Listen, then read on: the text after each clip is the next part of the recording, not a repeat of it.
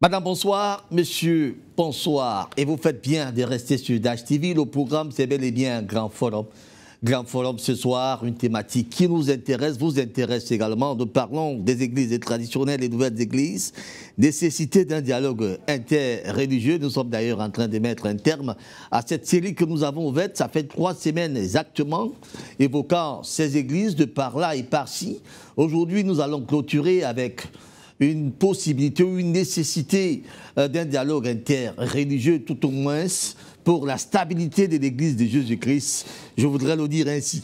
De toute façon, ça sera par les soins d'un panel constitué pour la circonstance. D'ailleurs, tous ont répondu présents à cet appel et c'était un réel plaisir de les avoir sur ce plateau. Mais avant de vous, de mettre à découvert ce panel, je vous suggère de suivre avec beaucoup d'attention ce round-up de l'actualité de la semaine. On va dire, c'est l'économie. L'essentiel de l'actualité de la semaine, c'est tout de suite et nous revenons derrière.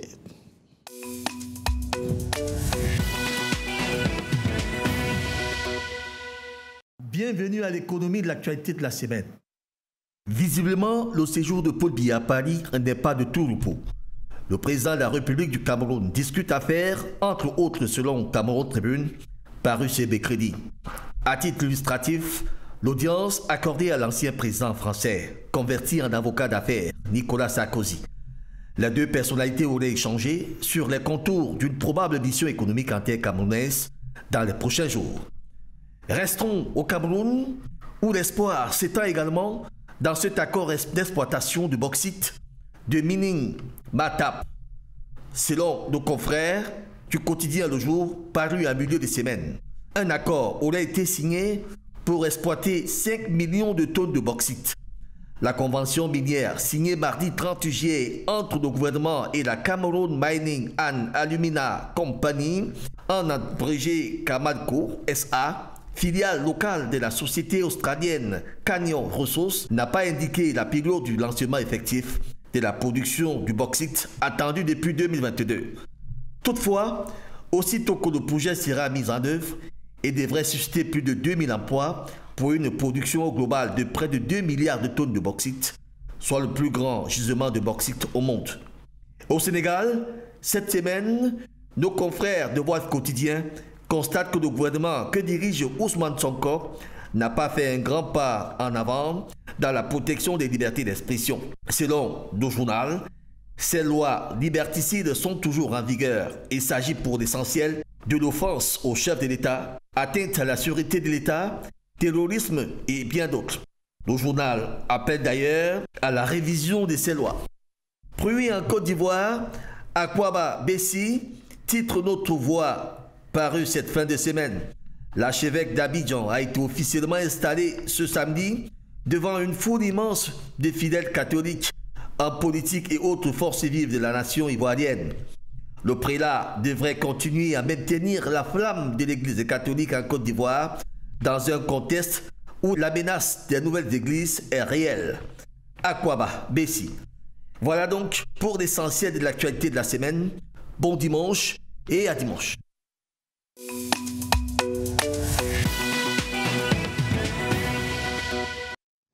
Bon dimanche et à dimanche donc pour un autre round-up de l'actualité de la semaine. Bien sûr, le panel ainsi constitué est déjà dans ce studio. Alors, je vous suggère, très chers panélistes, d'être relax.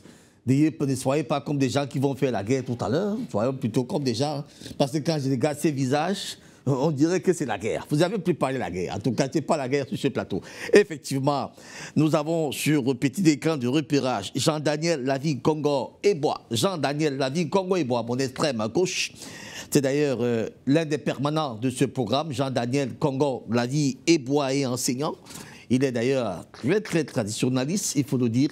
Mais il est davantage le concepteur, en fait, on va dire le fondateur de cette fameuse méthodologie une didactique mathématique qu'il a d'ailleurs appelée la motaconceptologie.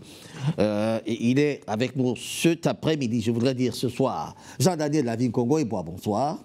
Bonsoir Raoul, merci de l'invitation et de l'amitié renouvelée. Bonsoir aux panélistes, bonsoir aux copanélistes et bonsoir à nos millions de téléspectateurs. Alors, vous livrez déjà le verdict avec des résultats.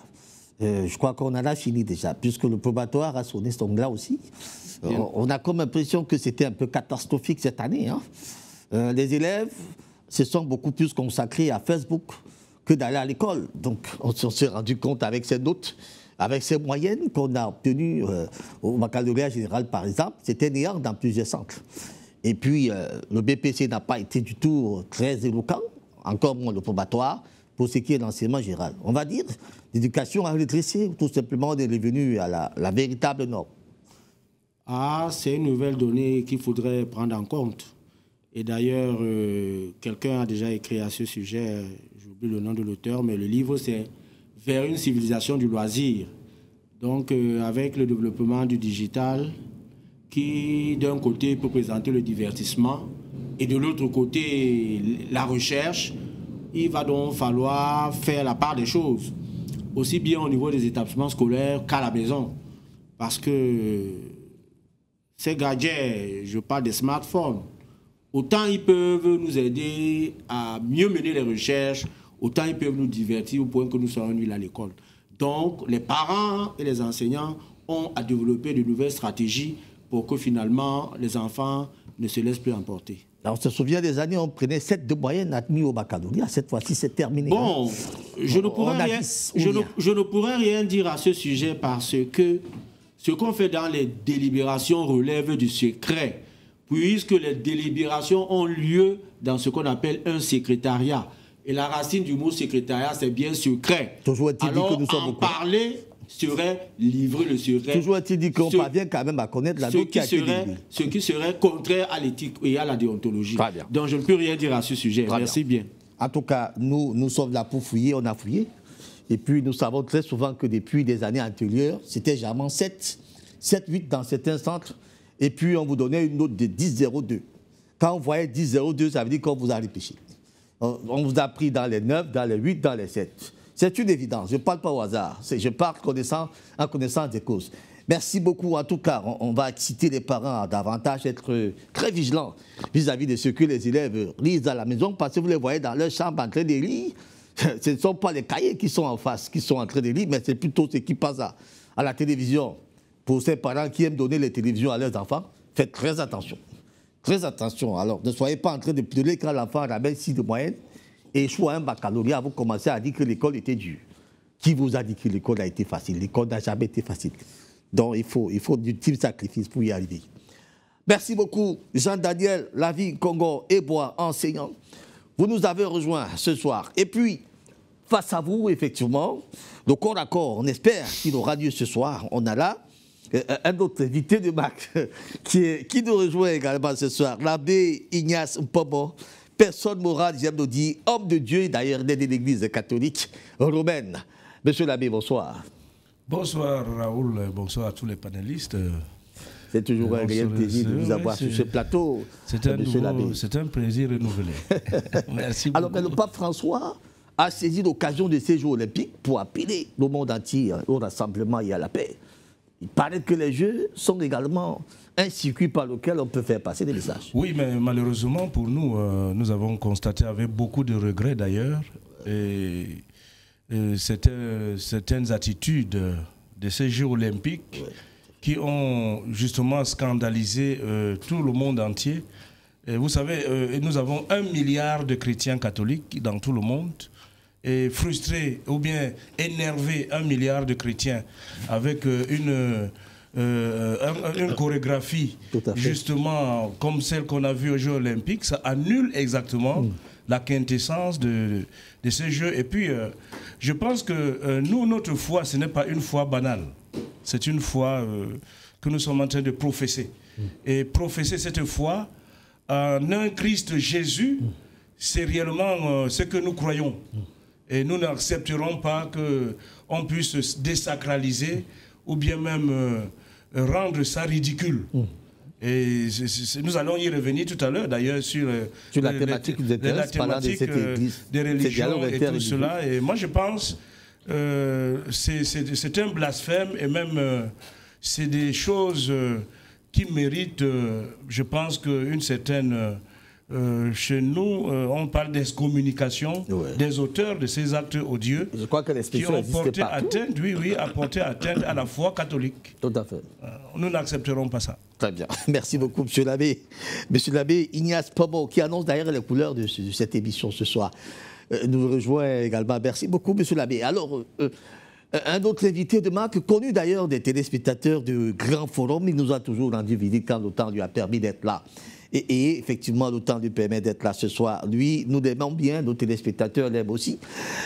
L'évêque Pascal Bonnard, personne morale, homme de Dieu, lui fait partie des églises dites du réveil spirituel, c'est-à-dire des pentecôtistes, entre guillemets. Monseigneur, bonsoir. Bonsoir. Je suis très content et puis je suis flatté par la façon dont vous me présentez. Je crois quand même que c'est toujours une joie pour moi chaque fois que je suis là, parce que le panel il est fourni et puis les thèmes sont accrochants. Tout à fait. Donc c'est un plaisir chaque fois. Je veux saluer tous nos téléspectateurs, je veux saluer tous ceux qui nous suivent ça et là, et puis je veux saluer mes compagnons ce soir. Alors, Monseigneur, vous êtes parent d'élèves. Je préfère vous interroger sur la question. Quel est le regard que vous avez porté quand vous avez appris qu'il y avait cet échec crucial cette année aux examens officiels, notamment le baccalauréat, pour en parler? Il faut noter qu'en plus d'être évêque, je suis enseignant. Tout à fait. Donc, voilà. Je suis enseignant aussi. Tout à fait. Alors, là, vous avez demandé le regard du parent que je suis. Ouais. Je veux dire, on est en face d'une nouvelle orientation sociale. C'est-à-dire le centre d'intérêt est ailleurs aujourd'hui. Et tant que nous ne prenons pas conscience de cela, on va toujours être surpris avec les résultats tels que ceux que nous avons. Je pense qu'il faut repenser la pédagogie, et repenser la didactique, l'orientation didactique que nous apportons en ce qui concerne ces enfants, parce qu'en réalité, on a un choc de génération. La génération d'avant était beaucoup plus ancrée dans l'école parce que l'école lui garantissait un avenir radieux. Mais aujourd'hui, on a des icônes, on a des personnalités qui sont présentées comme des gages, des personnes caution de succès, mais qui en réalité n'ont pas construit leur succès sur l'école. Tout à fait. Et parfois, nos enfants ont tendance à justement construire leur modèle sur la base de ces personnes-là qui nous sont présentées. Et ça fait que directement, il y a une dérogation complète entre ce que nous sommes censés leur présenter à l'école et ce qui est la réalité sociale qu'ils vivent tous les jours. Et moi, je pense qu'en réalité, il faudrait justement que les parents prennent responsabilité par rapport à ce qui se passe dans notre société aujourd'hui. Parce qu'en réalité, on a deux éléments aujourd'hui qui sont totalement anti-éducatifs, contre-éducatifs. Il y a le téléviseur, il y a les téléphones.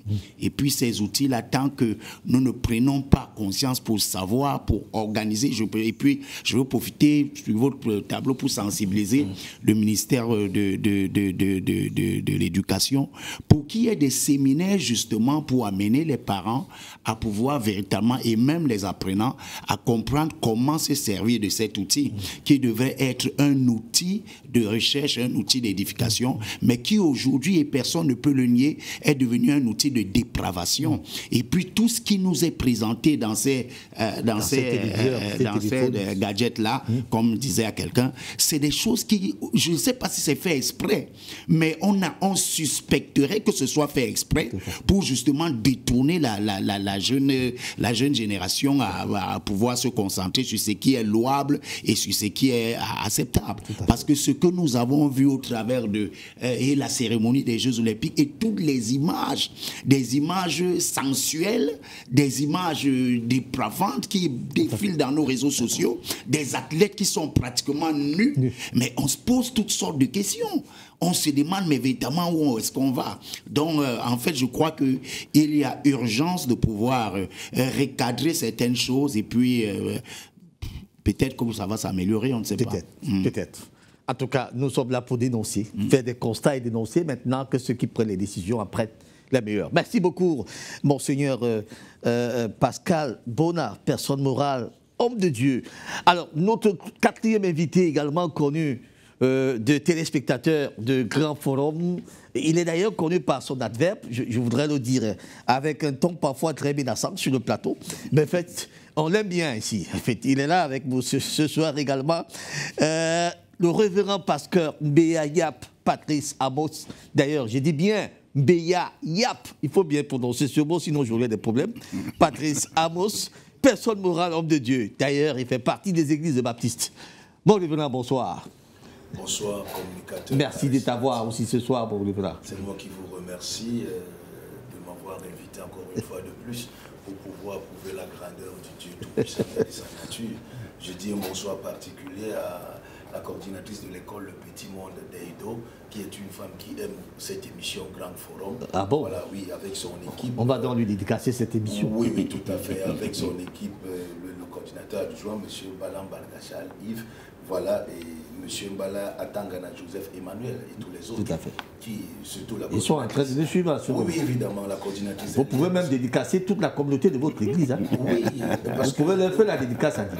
Oui, les BNC Sanctuaire Ruisseau, Asile de Paix des Nations, y compris Madame la coordinatrice de l'école Le Petit Monde, c'est cette école qui est réellement meilleure et qui se bat pour ce que disait l'évêque Bona tout à l'heure. Tout à fait, l'évêque Bona. Tout ce qui se passe des dépravations des mœurs là et tout. Madame la coordinatrice de l'école Le Petit Monde veille à cela. Et puis, elle ne manque pas de mettre la main fortement avec toute son équipe, voilà, son adjoint et les autres, le conseil pédagogique et les autres, voilà, à pouvoir amener un travail digne, oui, et noble pour notre nation et surtout pour la ville de Douala, à ce quartier de Deido. Je salue donc ainsi tous les fidèles de l'EBNC Sanctuaire Le Ruisseau, Asile de Paix des Nations Andobon, sans oublier le chef de l'État et toute sa famille, le PDG de Dash Media. Que Dieu les bénisse tous.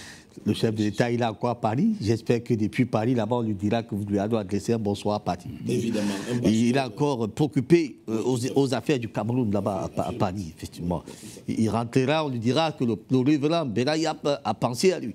Alors, bon, révérend, une question peut-être, on est sur le système éducatif. On a eu à pleurer, même si c'était en lit, mais plusieurs ont pleuré quand même. Cette année, avec des résultats quasi catastrophiques, notamment au baccalauréat et l'enseignement général. On n'a pas trop pleuré, on n'a pas trop lit de ce côté-là. Alors, la faute aux parents, au divertissement, ou même les enseignants. On a peur, on a très souvent écarté les enseignants dans les échecs des élèves, pourtant, ils en sont aussi, pour une grosse responsabilité. Premièrement, la faute aux parents. Parce que vous voyez, aujourd'hui, beaucoup de personnes pensent que c'est le chef de l'État, son excellence, M. Paul Biya, qui va dire à les épouses de balayer leur maison. De bien cuisiner, de bien embrasser leurs époux ou épouses, mais non. Vous savez, le chef de l'État et autres sont seulement là pour aider les autres. Mais aujourd'hui, les parents que nous sommes, on laisse la charge aux responsables d'établissement, que c'est eux qui doivent faire ça. Ah, est-ce que c'est comme ça et tout. Et nous-mêmes, le parent, on n'est pas modèle. Ils sont à 6 heures à minuit. On n'est pas modèle, on n'est pas modèle. Alors, on n'a pas la chose entre nos mains, mais on voudrait que quelqu'un d'autre nous donne cette chose. Je suis désolé. Aide-toi toi-même et le ciel t'aidera. Tu ne t'aides pas, le ciel ne t'aide pas. En d'autres termes. Alors, M. l'abbé, vous n'avez pas eu à vous prononcer sur cette question en tant que parent, vous aussi, vous êtes un parent. Moi, je pense qu'il faut inviter les parents à devenir plus responsables. Parce que la parenté responsable, c'est d'abord apprendre à l'enfant à la maison, d'ailleurs à obéir. Hein, parce que l'obéissance est le degré zéro sans lequel l'enfant rate sa vie. Donc moi, je pense que... D'ailleurs, vraiment, il faut apprendre à un enfant à obéir. Aujourd'hui, nos enfants ont des problèmes d'obéissance. Parce que si un enfant obéit, il est capable de faire tout ce qu'il faut de positif dans sa vie. Donc, il y a déjà, c'est là que c'est raté dès le bas âge, tout le reste s'écroule. Parce que d'ailleurs, nous, comme chrétiens, Jésus le dit, hein, ma nourriture, c'est de faire la volonté de mon Père. Et c'est ça l'obéissance, en fait. Il faut être toujours prêt à faire ce que les parents demandent. De faire. Mais en ce moment également, les enfants vont devenir ce qu'on dit, tel père, tel fils, telle mère, tel fils. C'est-à-dire l'esprit du père et l'esprit du fils. Et l'éducation commence par les parents à la maison. Et je pense que les parents d'aujourd'hui, à cause de cette fuite et de cette démission de leur propre responsabilité qui leur incombe, ils donnent du fil à retordre aux enseignants. Parce que les enseignants ne peuvent pas faire de la magie. Moi, j'ai trouvé un jour un parent qui est venu me voir pour me dire, écoutez, mon père, cet enfant m'a dépassé. C'était son propre fils. Son propre fils l'a dépassé. J'ai dit, mais tue-le. Puisque si c'est moi, qu'est-ce que je vais foutre avec un fils qui a dépassé son père? Donc moi, je crois qu'il faut apprendre à nos enfants à obéir. Et ainsi, et à obéir au-dessus de la demande. Parce que si on demande à un enfant d'obéir, il faut que s'il lave les assiettes, qu'il dise à sa maman, je n'ai pas seulement lavé les assiettes, j'ai aussi ciré vos chaussures, j'ai lavé la maison, j'ai fait ceci. C'est-à-dire que l'obéissance soit au-dessus et supérieure à la demande. Et en ce moment, l'enfant devient un enfant exemplaire et il devient vraiment un modèle. Moi, je pense qu'il faut apprendre aux parents de se responsabiliser et d'abord eux-mêmes à obéir à ce qu'ils ont engagé, c'est-à-dire donner au monde un enfant, parce qu'un enfant n'a jamais demandé à son père, à sa mère que papa, maman, je veux naître. Et comme l'enfant n'a jamais demandé à ses parents de naître, c'est de la même façon qu'il faut lui inculquer une éducation qui vous incombe. Hein, si le parent, je donne un exemple, si le parent confesse une foi dans une confession religieuse quelconque, il faut que l'enfant le suive. Effectivement. Et parce que en ce moment-là, il suit les traces des parents qu'ils ils se sont engagés parce qu'ils savaient que c'était la bonne voie. C'était la bonne voie. Mais l'obéissance, moi je reviens là-dessus, est le degré vraiment, si un enfant n'obéit pas, il finit au caniveau. Très bien. Merci beaucoup, M. l'abbé.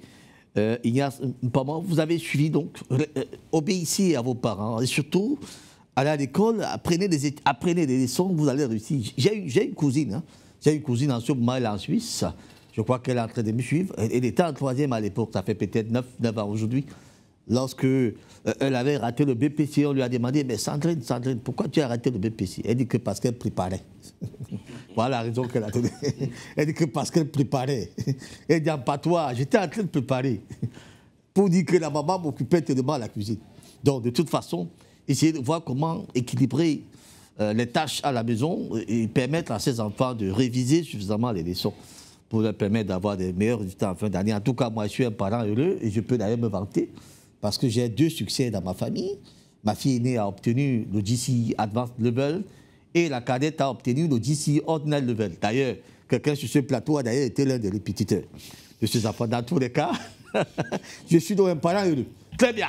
Alors, on va convoquer maintenant la réalisation pour nous donner ces premiers éléments qui nous mettra maintenant en mouvement par rapport à la thématique qui nous intéresse. On va suivre ce reportage et nous revenons juste derrière.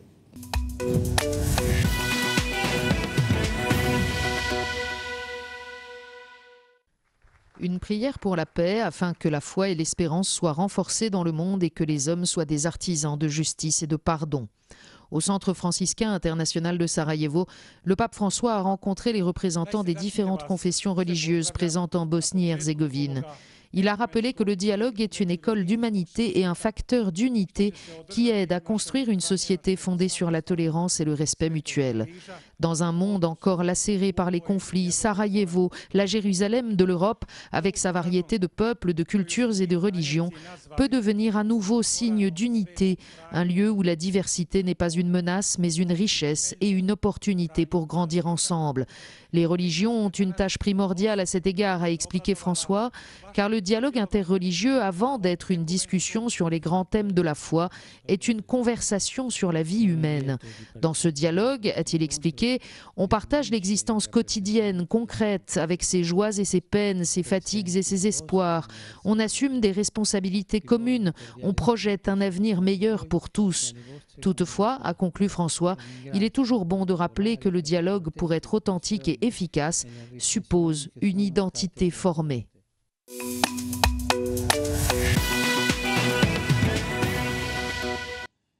Merci à la réalisation pour cet élément. Alors, monsieur l'abbé, vous avez suivi tout à l'heure notre consultant. Pour que le dialogue interreligieux, selon lui, se mette en branle, il faut au moins que la vérité soit posée sur la table. Selon lui, tout est conquis. Ce qui rend impossible dans ce dialogue. Je pense que si c'est ce sujet qui a été demandé, on le débattrait. Tout à fait. Mais je pense que nous sommes hors sujet à partir de ce qu'il pose comme thématique. Moi, je suis venu ici aujourd'hui. ce qui concerne l'Église catholique. Tout à fait. Ce qui concerne l'Église catholique, j'ai ma foi et je le défends dans ma foi. Tout à fait. Bon, que lui, il n'est pas catholique. Il a sa foi, il défend, a sa foi. Il défend son Église dans sa foi. Il essaie de défendre, vivre cette foi là où il se trouve. Alors, maintenant, moi, comme catholique, je suis fier de vivre tous ces éléments qu'il veut détruire. Et il ne pourra pas. Il ne pourra pas. C'est ma foi. Tout à fait. Donc, chacun de nous a ses convictions religieuses qui lui donnent l'opportunité de croire en un Dieu.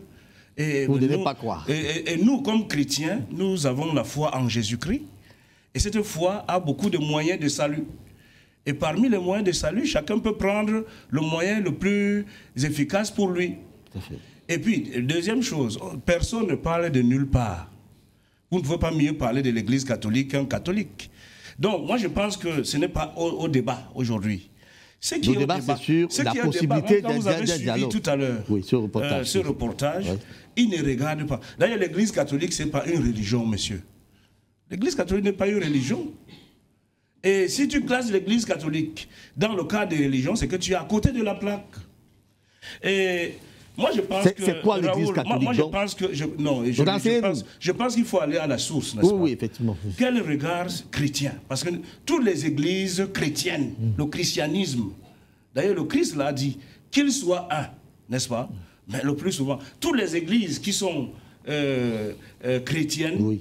Font un effort d'unité dans la prière, même dans la divergence, parce que les divergences, comme ils l'ont dit tout à l'heure dans le reportage, contribuent justement à la réussite ou à la réalisation de chacun de nous, là où il se trouve. Donc ce n'est pas parce que je suis différent de toi que tu vas dire que moi, ce que je fais est mauvais. Il faut prendre toutes ces divergences pour que ça devienne une convergence de la foi. Tout à fait. Et ça, c'est très important. Et l'autre chose, c'est que il faut aller sur le regard. Donc, on est d'accord, parce que le christianisme n'est pas une religion. Et si vous voulez, on peut citer les religions. Il y a des religions primitives qui sont dites primitives. Et ces religions, c'est celles qu'il croit, certainement qu'il est traditionnel. Bon, on ne dénie pas cela. Mais il y a l'hindouisme, qui est une religion. Parce qu'il faut faire la part des choses. Et les chrétiens ne sont pas une religion. Il n'y a pas une religion chrétienne. Donc l'hindouisme, c'est une religion. Le bouddhisme, c'est une religion. Le christianisme est une religion. Non, le judaïsme, c'est une religion. Vous comprenez un peu? Et maintenant, l'Église du Christ... C'est ça le christianisme? Non, ce n'est pas une religion.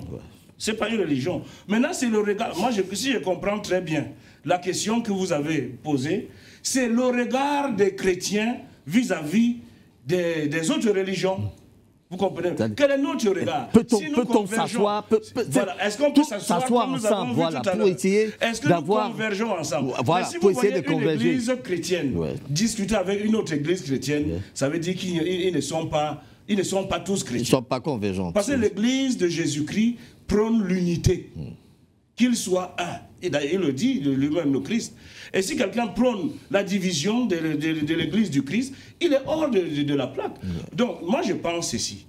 Même Monseigneur qui est là avec mes frères qui sont là, si nous croyons tous en Jésus-Christ, nous sommes tous des chrétiens face à la multitude des croyances qui est dans le monde.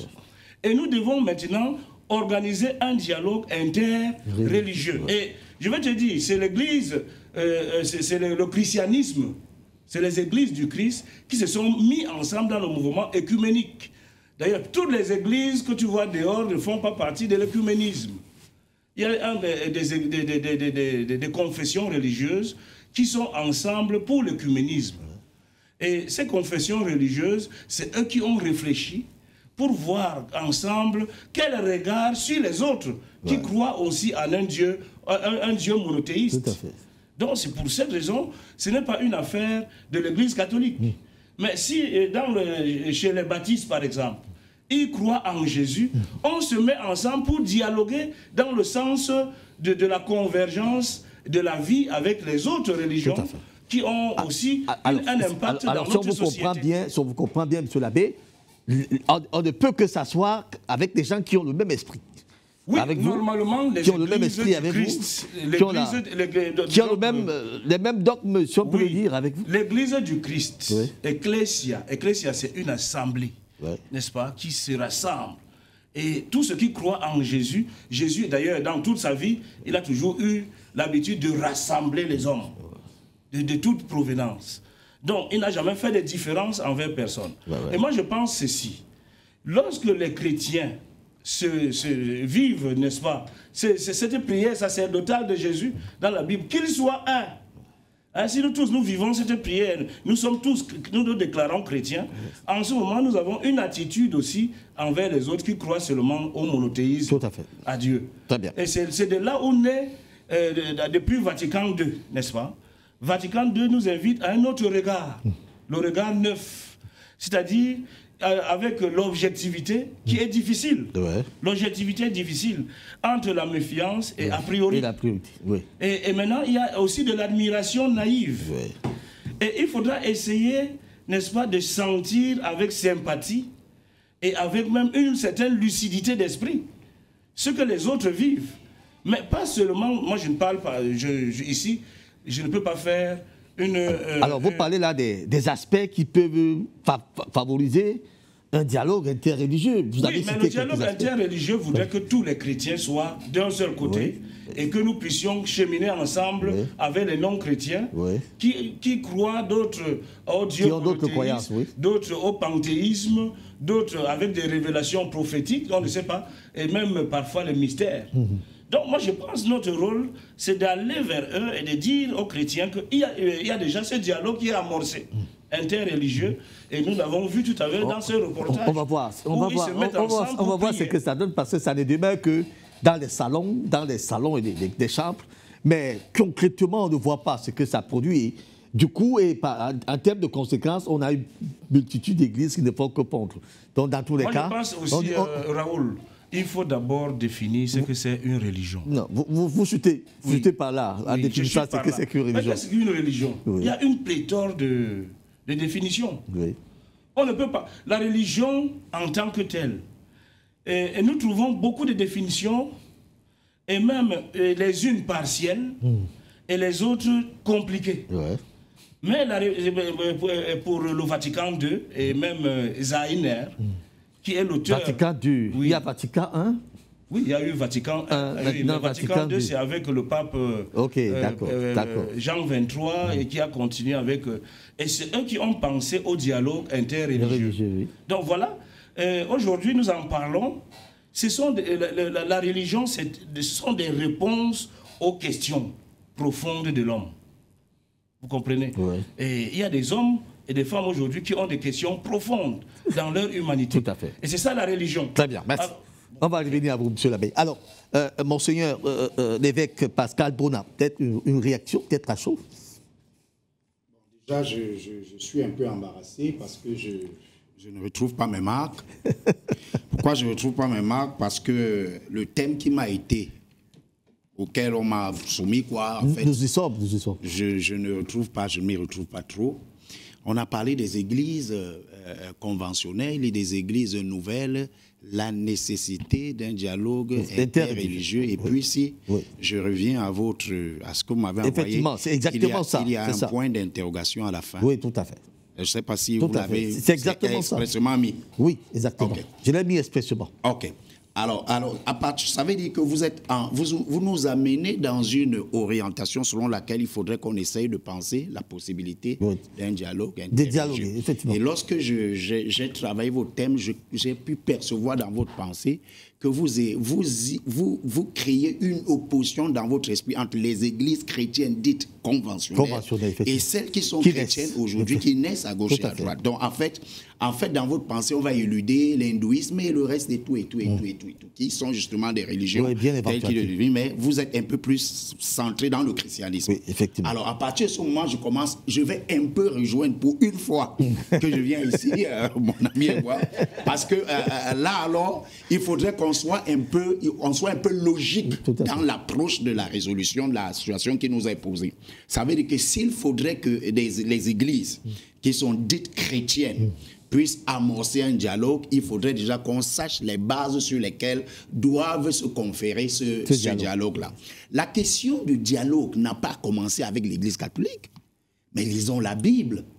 Lorsqu'on lit la Bible et que je vous amène dans Jean chapitre 4, Jésus rencontre, il y a déjà un choc, il y a une confrontation religieuse à ces niveaux, parce que Jésus est en face d'une femme qui est samaritaine. Hein. Alors il dit à cette femme-là, il faut que tu me donnes de l'eau. Et la femme pose un problème sur la forme du culte. Il commence par dire, votre façon d'adorer est différente de notre façon d'adorer. Est-ce que vous comprenez ça? Donc, vous vous adorez dans le temple et nous, on adore sur la montagne. Et puis, Jésus commence à poser les bases d'un véritable dialogue interreligieux. Il dit, l'heure vient, et elle est même déjà là, où les vrais adorateurs adoreront le Père en esprit et en vérité, parce que voilà les adorateurs que le Père aime et il recherche. Tout à fait.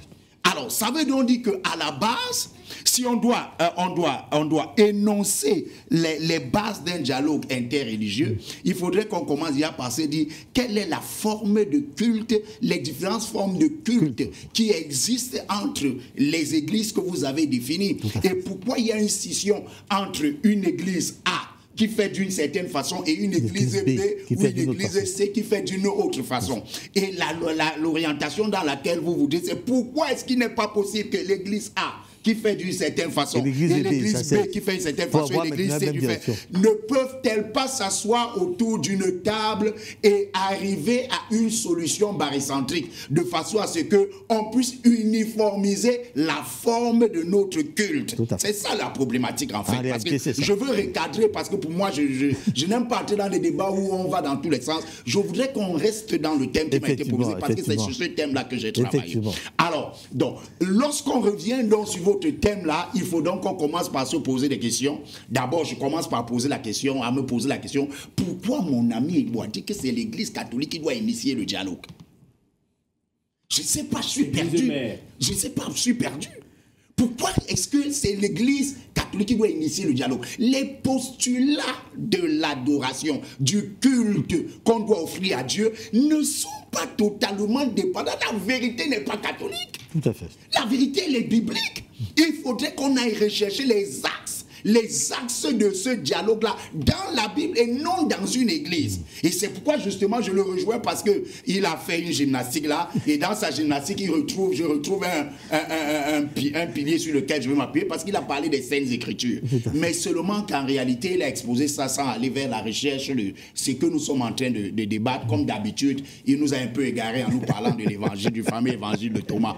Je n'ai pas trop vu l'intérêt de ça ici. Je me pose plutôt la question, qu'est-ce qui fait différence entre nos façons d'adorer et est-ce qu'il est possible qu'un pentecôtiste et un catholique ou un baptiste se retrouvent un jour au seuil ou bien dans un même temple en train d'adorer le même Dieu?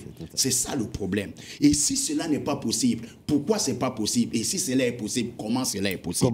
Je crois que voilà un peu sur ce qu'on devrait travailler. Je crois que vous avez très bien posé la problématique. Monseigneur évêque Pascal, alors si c'est ça la problématique, maintenant je peux commencer. C'est exactement la problématique. Je peux m'asseoir très bien parce que là j'étais égaré par mon frère moi, qui a toujours cet art de m'égarer à chaque fois. Heureusement que j'arrive toujours à me retrouver dans sa gymnastique. C'est exactement la problématique. Il a des acrobatiques. Sauf qu'on a laissé, on a laissé parfois des gens amener le sujet. Peut-être que Congo Lavi a voulu amener le sujet d'une autre manière, avec ses manières, ses façons. Bon, on a compris qu'il voulait amener le sujet, mais sauf qu'en amenant le sujet, il a entré trop dans l'aspect traditionnaliste qui n'est plus du tout la thématique du jour, effectivement. Vous avez bien fait de recadrer cette thématique, qui est rentrée d'ailleurs à droite ligne avec ce que je pense. Avant de revenir maintenant à la profondeur, on donne la parole aussi à le révérend Béa Yap Amos. Les critères, alors, on parle d'un dialogue interreligieux, effectivement, pour y accéder. Comme les autres, la même question, il y a quand même certains barres sur lesquels on devrait s'apaisantir. Oui, merci, communicateur charismatique, comme j'aime bien vous appeler. Ne nous trompons pas. Il y a un adage qui dit chez les Bassa, Baïban l'Ourgua, Guivin l'Ourmaché. il ne peut pas avoir de dialogue interreligieux. Tout ça, c'est un mensonge. Le véritable dialogue, c'est que si réellement dialogue doit être, sortez de ces cavernes appelées églises, rentrez dans la Bible. Mais si on va tenir au soi-disant dialogue interreligieux, les supérieurs hiérarchiques vont continuer à embourber les tout-petits. Au pays des primitifs, les faibles en pâtissent. Voici, ceux qui sont nés avant les autres ont toujours une petite clé comment manipuler les autres. Il dit, vous connaîtrez la vérité, elle vous affranchira. Il dit à Josué que ce livre de la loi ne s'éloigne point de ta bouche. Il n'a pas dit que l'hindouisme ne s'éloigne point de ta bouche. Il n'a pas dit que le catholicisme ne s'éloigne point de ta bouche. Les livres de la loi. L'utilité du livre, c'est quoi? Ça favorise l'acquisition du langage. Ok? Ça stimule l'imagination. Ok? Ça renforce le côté affectif. Celui qui ne lit pas. Les chrétiens aujourd'hui sont bornés. Les hommes les mènent en bateau. J'ai dit, le monde entier m'écoute, le monde entier me voit. Je ne dis que ce qui est vrai. Tout ce qu'on dit là, dialogue interreligieux, c'est zéro macabo. Il n'y aura rien dedans. Pourquoi vous dites qu'il y aura rien dedans? Mais regardez, parce que... La thématique nous donne la possibilité d'avancer.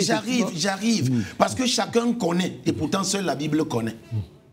Quand on va se laisser guider par l'esprit, nous allons être les mêmes. Voilà pourquoi le serviteur de Dieu, l'évêque Bona, prend l'exemple de la femme samaritaine, le débat avec Jésus, et Jésus ramène à cette femme à comprendre que les vrais adorateurs, c'est ceux qui sont spirituels. Et il dit, le moment vient, il est même déjà là, où les vrais adorateurs adoreront Dieu étant guidés par l'esprit. Ça suffit quoi? Être spirituel. On n'est pas guidé par un homme. On n'est pas guidé et tout. On peut être éclairé par un initié vrai. On revoit l'eunuque éthiopien qui est éclairé par le diacre Philippe. Philippe lui pose la question, comprends-tu ce que tu lis? Et permettez-moi de vous dire que c'est le Saint-Esprit qui envoie Philippe dans cette route qui était déserte. Alors maintenant, comprends-tu ce que tu lis? Comment pourrais-je comprendre, monsieur, si personne ne m'éclaire? Aujourd'hui, on n'éclaire pas, mais plutôt on abrutit. On est en train d'enterrer. On est en train de rendre plus aveugle que ce que la personne était.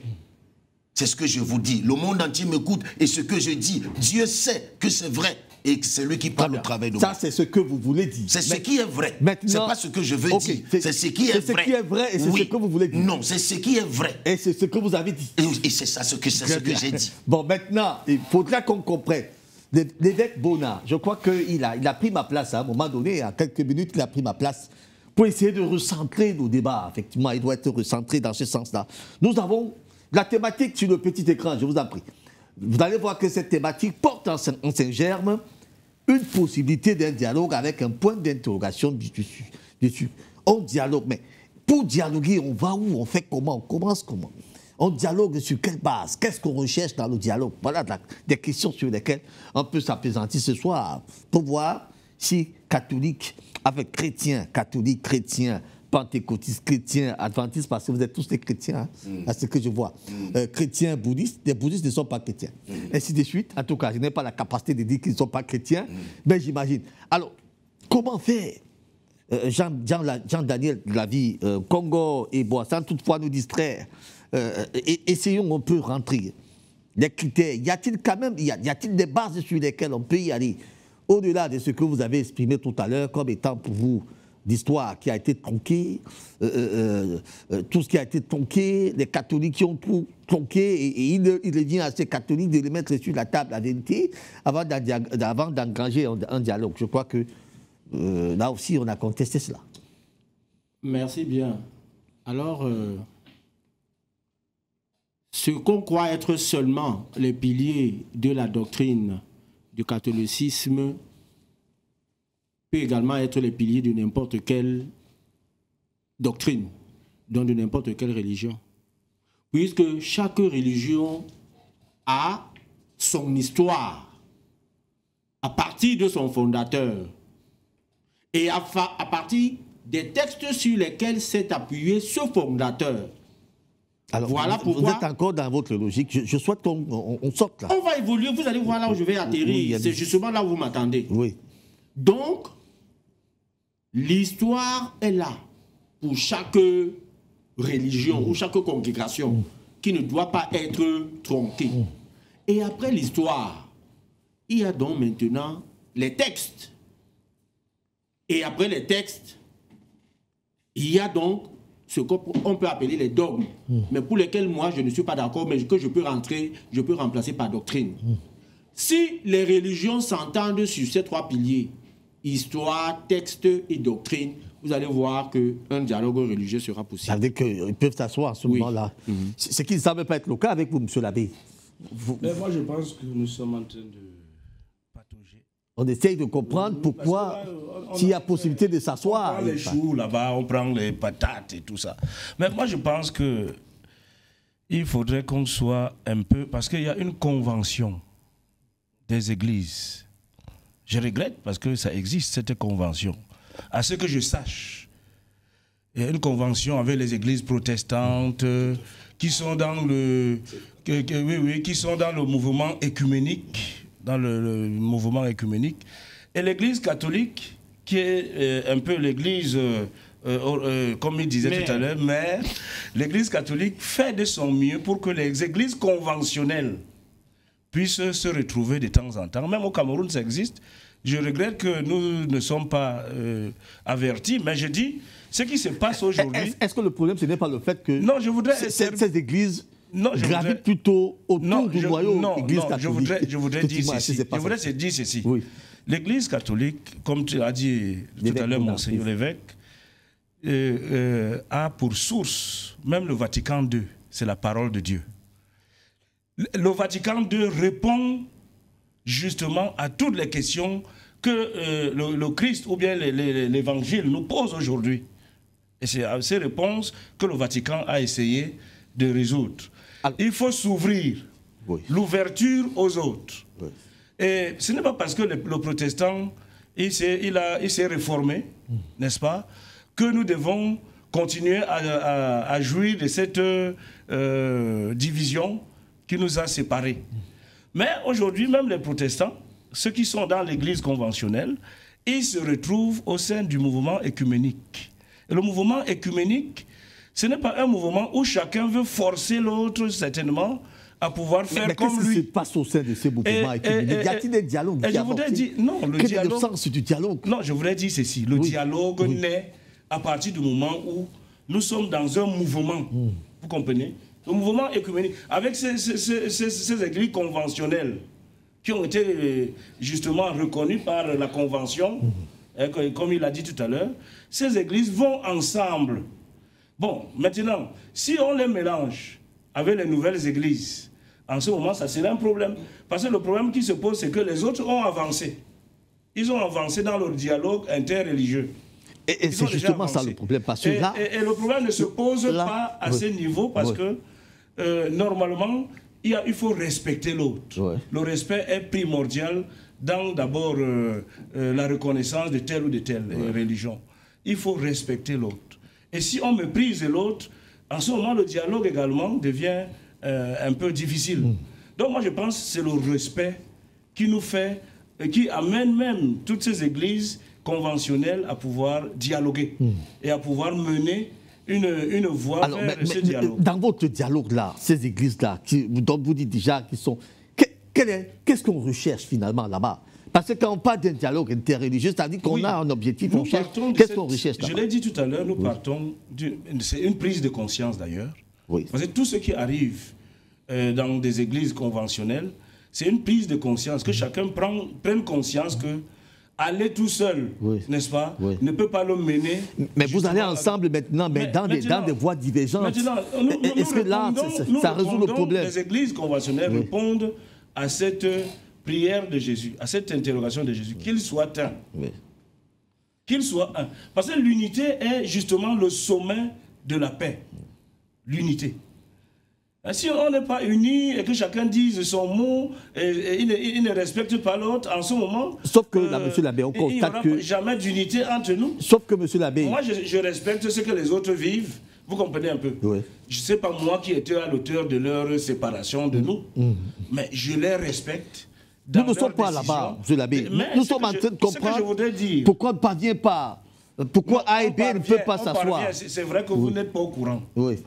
On parvient aujourd'hui à ce qu'il y ait dialogue interreligieux. D'ailleurs, à la conférence épiscopale des évêques à Yaoundé, il y a un service du dialogue interreligieux avec les autres religions. Il y a des prêtres qui sont spécialisés pour ça. Et il y a même des études qui sont faites, des grandes études, comment converger tous ceux qui croient en Jésus, d'être unis. Ça existe. Bon, maintenant, c'est une question simplement de se renseigner et de connaissance également, parce qu'il faut connaître ce qui se passe. On ne peut pas tout connaître, mais on est là pour s'informer et pour se former. Parce que moi, je pense que si on est là justement pour dire, mélanger tout, moi, je pense que ce n'est plus un dialogue également. Mais le dialogue naît à partir du moment où chacun, comme l'évêque, il connaît les réalités de son église, et que lui, il connaît également les réalités de son église, et que d'ailleurs, la religion traditionnelle n'a jamais été une église. Donc, il faut déjà enlever ça. Donc, ceux qui croient en Jésus-Christ, lorsque nous arrivons à nous entendre et nous respecter, chacun dans sa façon de croire, en ce moment, on peut trouver des besoins d'une unité et même d'une convergence. D'une convergence, tout à fait. Alors, Monseigneur, peut-être une réaction aussi à chaud.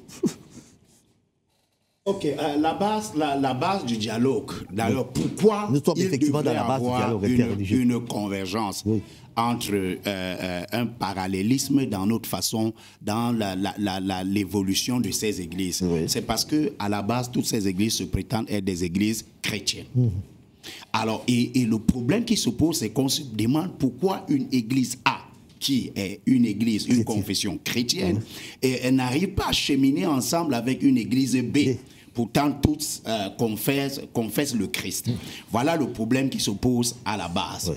Alors, mais déjà, ce qu'il faut comprendre, c'est que l'unité qui est exprimée par le Seigneur dans la prière sacerdotale de Jean chapitre 17, c'était une unité spirituelle. Parce qu'il est déjà impossible pour toutes les églises de se retrouver autour d'un même lieu en offrant un même culte en un même moment au Seigneur.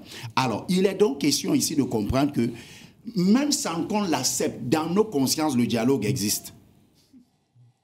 Dans les consciences. Oui, dans nos consciences, le dialogue, en fait, la question du dialogue existe dans nos consciences. C'est-à-dire que, même comme l'abbé est là, dans sa conscience, il se pose toujours la question, mais est-ce que celui-là, c'est un autre moi? Qu'est-ce qui nous sépare? Qu'est-ce qui nous empêche de voir les choses de la même façon? Et immédiatement, dès que c'est posé comme ça, même dans les consciences, on commence à se dire pourquoi est-ce qu'on n'arrive pas à cheminer ensemble? Et si on n'arrive donc pas à cheminer ensemble, on recherche les points divergents qui existent dans notre communion. Le problème avec l'Église catholique, c'est elle pose des postulats qui sont totalement contraires à ceux auxquels, par exemple, nous croyons. Vous m'avez invité ici en tant que personnalité d'une église dite de réveil. Vous l'avez invité en tant que personnalité d'une église dite traditionnelle. Alors, la problématique à ce niveau, c'est celle-ci. C'est que le choc qui existe entre ce qu'ils présentent et ce que nous présentons, c'est qu'à un certain moment, ils ont apporté certaines choses que je décris comme des choses qui sont anti-bibliques. Vous comprenez un peu? Qui sont anti-bibliques. Peut-être qu'il aura la même pensée à notre endroit, mais je crois la dernière fois que j'étais ici, je parlais des 7 sacrements précieux de l'Église catholique. Et dans ces sacrements, à la base, il y a des éléments que nous n'acceptons pas parce qu'on n'a pas trouvé des fondements ou bien des fondations qui expriment l'expression de ces sacrements à partir de la parole de Dieu. Par exemple, il y a la fameuse Eucharistie. La fameuse Eucharistie. C'est-à-dire que quand on regarde dans la parole de Dieu, on nous parle de la Sainte Seine. Bon, je ne sais pas trop comment est-ce que le rituel a tourné pour devenir l'Eucharistie. Les prières en faveur des morts aussi. Il y a beaucoup d'éléments qui semblent nous amener à se poser des questions. Pourquoi toutes ces choses-là? Quelle est la base de toutes ces choses-là? Et on se pose donc des questions. À partir du moment où ces choses-là sont totalement contraires ou bien ne sont pas exprimés ou analysés ou interprétés comme cela se devrait à partir de la parole de Dieu, c'est difficile que je marche non avec un X ou avec un Y à partir du moment où il y a des éléments sur lesquels à un certain moment donné on pourra marcher d'ici jusqu'au rond-point, mais un jour on arrive au rond-point, on va être obligé de se séparer parce qu'au rond-point on ne verra plus les choses de la même façon. Alors donc toutes les actions qui sont faites aujourd'hui pour favoriser les dialogues, comme monsieur l'abbé dit, les conventions et les conférences, tout ça, elle fait à la base l'Église catholique. Pourquoi? Parce qu'à un certain moment, l'Église catholique veut fédérer son pouvoir. Pour reprendre dans ce débat, je suggère à la réalisation de nous donner le deuxième élément, qui est également un reportage, et nous reviendrons sur ce plateau échangé.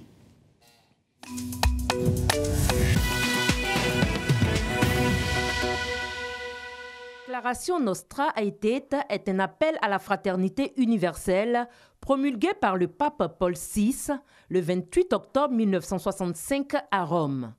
C'est une déclaration conciliaire sur les relations de l'Église catholique avec les religions non chrétiennes. 50 ans après, la commission épiscopale du dialogue interreligieux, à l'initiative du nonce apostolique, y consacre une journée nationale. Tous les enfants d'un seul créateur, c'est vrai que chacun a choisi sa religion, mais la religion ne doit pas nous diviser. Le catholique doit respecter l'autre, doit respecter sa religion. Ensemble, nous pouvons bâtir un monde où il fait bon vivre, un monde de paix et de tranquillité. Le nonce apostolique, Monseigneur Joseph Spiteri, a indiqué que tous les peuples forment une seule communauté et une seule origine.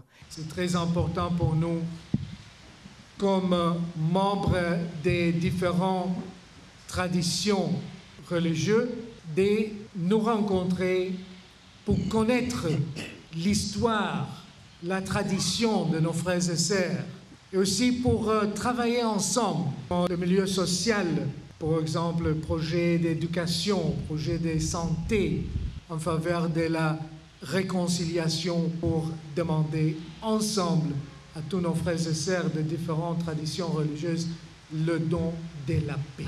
La journée nationale du dialogue interreligieux a été marquée par deux événements majeurs. Le cinquantenaire de la déclaration Nostra Aetate et le trentenaire sur la rencontre d'Assise sur la paix. Plusieurs confessions religieuses ont participé à la cérémonie.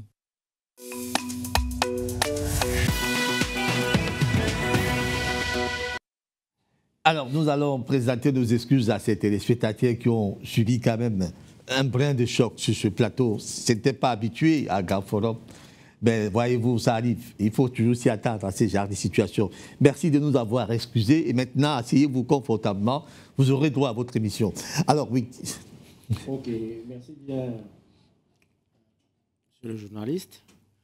Alors, j'ai une réaction en 3 volets. Ouais.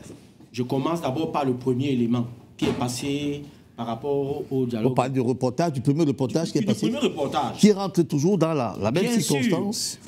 Ça rentre dans notre sujet. Oui. Et je le mets immédiatement en rapport avec l'ouverture des Jeux Olympiques. Oui.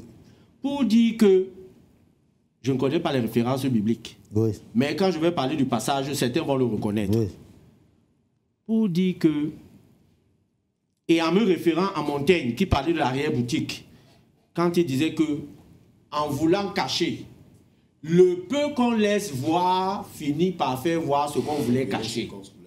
Pour dire que, si vous prenez votre Bible, Jésus annonce l'avènement de la vérité, que certains ont confondu à son retour. Et qu'est-ce qu'il dit à ce sujet?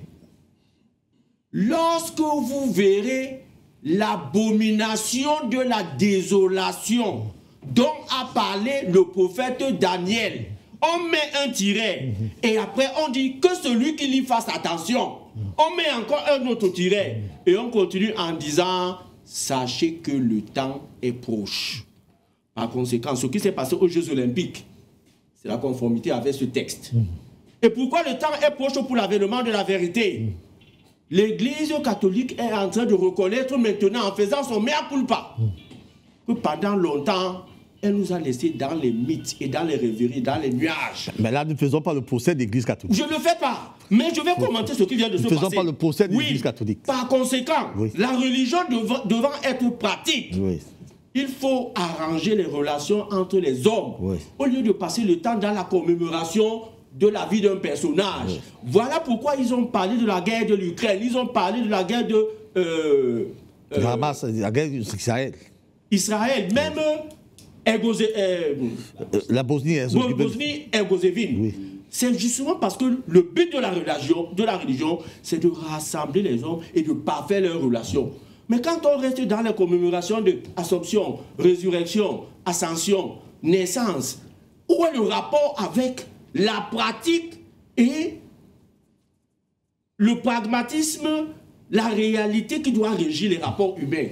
Donc, actuellement, c'est sur cet axe qu'on veut se diriger, parce qu'on s'est rendu compte que dans les mythes et dans les commémorations, ça n'a rien de pratique avec la vie. Très bien, nous sommes dans les bases d'un dialogue interreligieux. Ne vous éloignez pas de la thématique. Et je vous suggère de ne pas faire un procès de l'Église catholique. Je ne fais pas un procès de l'Église catholique sur ce plateau.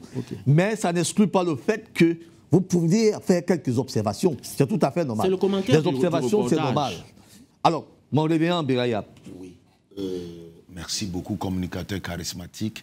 Nous sommes 4, c'est pas facile d'avoir la parole parce que, bon, voilà, je dis merci à Dieu pour le calme qui vient de régner tout à l'heure auprès de mon collègue, M. l'abbé, et mon collègue, Monseigneur. Que la paix continue à régner au milieu de nous. Voilà. Vous savez, il y a un adage qui dit chez nous, une dame disait, depuis que j'étais entré dans telle chose, la folie a commencé.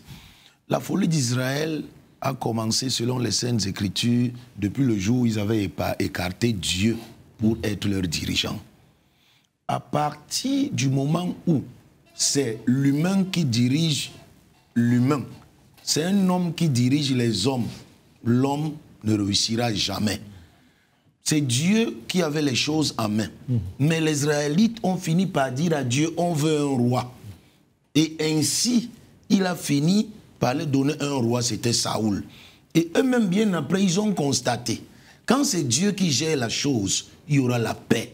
Mais aujourd'hui, les hommes ont cru mener les autres hommes en bateau. Voilà pourquoi je le dis et je le maintiens. Mais n'oubliez pas, ces hommes sont les hommes de Dieu. Hein. J'arrive. On se cache trop là-dedans. Ouais. Vous comprenez un peu. Vraiment, Dieu sait qui sont ses serviteurs. Dieu sait. Alors, dialogue interreligieux. Mais tout ça, écoutez, depuis qu'il y a écuménisme, ça a déjà donné à quoi depuis des milliers d'années? Depuis des centaines d'années, ça ne donne à rien, ça tourne, ça fait tourner les gens en bourrique. Mais écoutez, voici, d'accord, je le dis et je le maintiens. Quand vous dites, vous gardez la parole, mais quand je la prends, laissez-moi prendre. D'accord. C'est moi qui vous donne cette parole. Ok. Donc je peux la retirer quand je veux. Oui. Alors maintenant, je suis en train de vous dire, vous parlez d'un dialogue, vous semblez minimiser ce qui est en train de se passer. Oui, je minimise ça. Sauf que vous dites, mais maintenant, quand vous minimisez cela, ça veut dire qu'il faut changer de tactique. C'est ce que je suis en train de vouloir enseigner. Qu'est-ce qu'il faudra donc maintenant faire? Il faudrait que chacun sorte de ces cavernes de démons-là pour entrer dans la Bible. La Bible ne manque pas. Mais beaucoup de nous, pasteurs et prêtres, mentons. Là, je ne comprends pas ce que ça signifie. Mais comment ça? Je vous donne des cotons-tiges. Mais comment ça? Mais attendez un peu. Mais écoutez, mais je ne bavarde pas, mais je parle. Voici, je le dis et je le maintiens. Voici. Ne nous prenons pas pour les amuseurs publics. Non. Nous sommes très sérieux. Je suis plus que sérieux. Ouais. Alors, voici, d'accord. Tout ce qu'on fait là, la Bible ne tend pas au centre de la table. C'est une perdition totale. Vous avez une Bible là, nous la mettons au centre. Non, c'est pas cela. C'est énigmatique, mon langage. On ne laisse pas Dieu nous guider, nous diriger. On amène des choses dans ce que Dieu a établi. Dieu n'ajoute rien. Jésus-Christ dit dans Matthieu 5, 17, il n'est pas venu changer la loi, ni démolir les enseignements des prophètes, mais il est venu accomplir aussi longtemps que le ciel et la terre dureront. Il dit, même un iota ne sera supprimé de la loi. Vous prenez plus du temps à l'enseignement qu'à évoluer dans oui, c'est pour vous dire que tout ça nous divertit un peu. Parce que quand vous prenez plus du temps à l'enseignement, Église traditionnelle et nouvelle église ne peuvent pas s'entendre. On est un peu perdu. Oui. Même dans le dialogue interreligieux, on ne pourra pas avoir entendement. Pourquoi? Les hommes charnels et les hommes spirituels ne pourront jamais marcher ensemble. Ok, ça veut dire qu'il faut, tout le monde doit être spirituel. Ils doivent rentrer dans les saintes écritures. C'est ça la base. Mais on ne veut pas. On veut mener les hommes en bateau. Très bien, merci beaucoup au révérend Biayap. 6 94 45 68 30. Vous pouvez maintenant réagir. Nous avons ouvert le standard plus tôt pour permettre. Mais s'il vous plaît, lorsque vous appelez, n'attaquez personne sur ce plateau. Vraiment, n'attaquez personne. Émettez votre idée et puis aidez-nous à comprendre comment ce dialogue peut se mettre en place et quel est l'objectif, quelle est la visée pour nos chrétiens. C'est le plus important. Bon, Monseigneur, l'évêque Pascal Bona, on vous a interrompu, vous étiez certainement en train d'évoluer sur les bases sur lesquelles il fallait s'apaisantir pour que le dialogue évolue de façon concrète. Alors, peut-on comprendre pourquoi une église A, qui pourtant prône le Christ, une église B, prônant le Christ, une église C, prônant le Christ, des cheminent pas ensemble? Vous avez essayé d'estiper un raisonnement, sauf que je vous suggère maintenant que dans votre raisonnement, vraiment de blesser plus de sensibilité. Ok, mon frère Raoul, je ne peux pas me permettre d'avancer sans présenter mes excuses à tous nos téléspectateurs. Dans tous les cas, les observations sont permises. Ils me connaissent, je m'excuse du fond de cœur d'avoir levé le ton. Je suis un évêque, je ne peux pas me permettre de le faire. Tout à fait. Et je voudrais rassurer mon ami l'abbé qu'on n'est pas venu ici pour se faire des inimitiés. Je partageais quelque chose, peut-être que dans mes propos, j'ai peut-être semblé dire quelque chose qui l'a heurté. Tout à fait. J'ai été très surpris par sa réaction. D'ailleurs, si je l'ai offensé, qu'il reçoive mes excuses. Hein. Okay. Je ne suis pas venu ici pour offenser quelqu'un. Entendu. Alors, je voulais essayer de dire quelque chose. Je disais que dans les diverses assises, les diverses actions économiques qui sont menées en vue d'amener les églises à s'asseoir. Parfois, ce qui est recherché, c'est l'aspect social. Et d'ailleurs, ce n'est pas nouveau, hein, parce que dans le livre Actes des Apôtres, je crois que je suis dans Actes des Apôtres, chapitre 15, si je ne me trompe pas, la première conférence de Jérusalem, il y a eu cette assise, il y a eu un dialogue entre l'apôtre Paul et ceux qui étaient apôtres à Jérusalem. Parce qu'à un certain moment, on semblait croire qu'il y a une certaine divergence entre ce que Paul présentait dans son évangile auprès des païens et ce qui était prescrit par les apôtres du Christ. Et alors, à ce moment-là, ils ont décidé de s'asseoir. Alors, je prends cet appel et puis je vous laisse continuer. Monsieur, bonjour. Oui, bonjour, monsieur. Allez-y. Vous nous appelez d'où? Je vous appelle de Dizangué. Ok, allez-y. On vous écoute. Je vous appelle depuis Dizangué. Ok, allez-y, on vous écoute. Et je suis très fier pour ce débat que vous avez organisé. Je vous appelle depuis Dizangué. Alors, on va suivre. Alors, vraiment, le débat que vous organisez.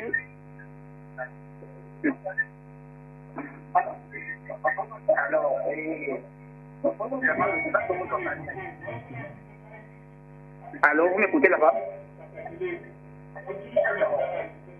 Le débat que vous organisez est très important et très édifiant ce soir.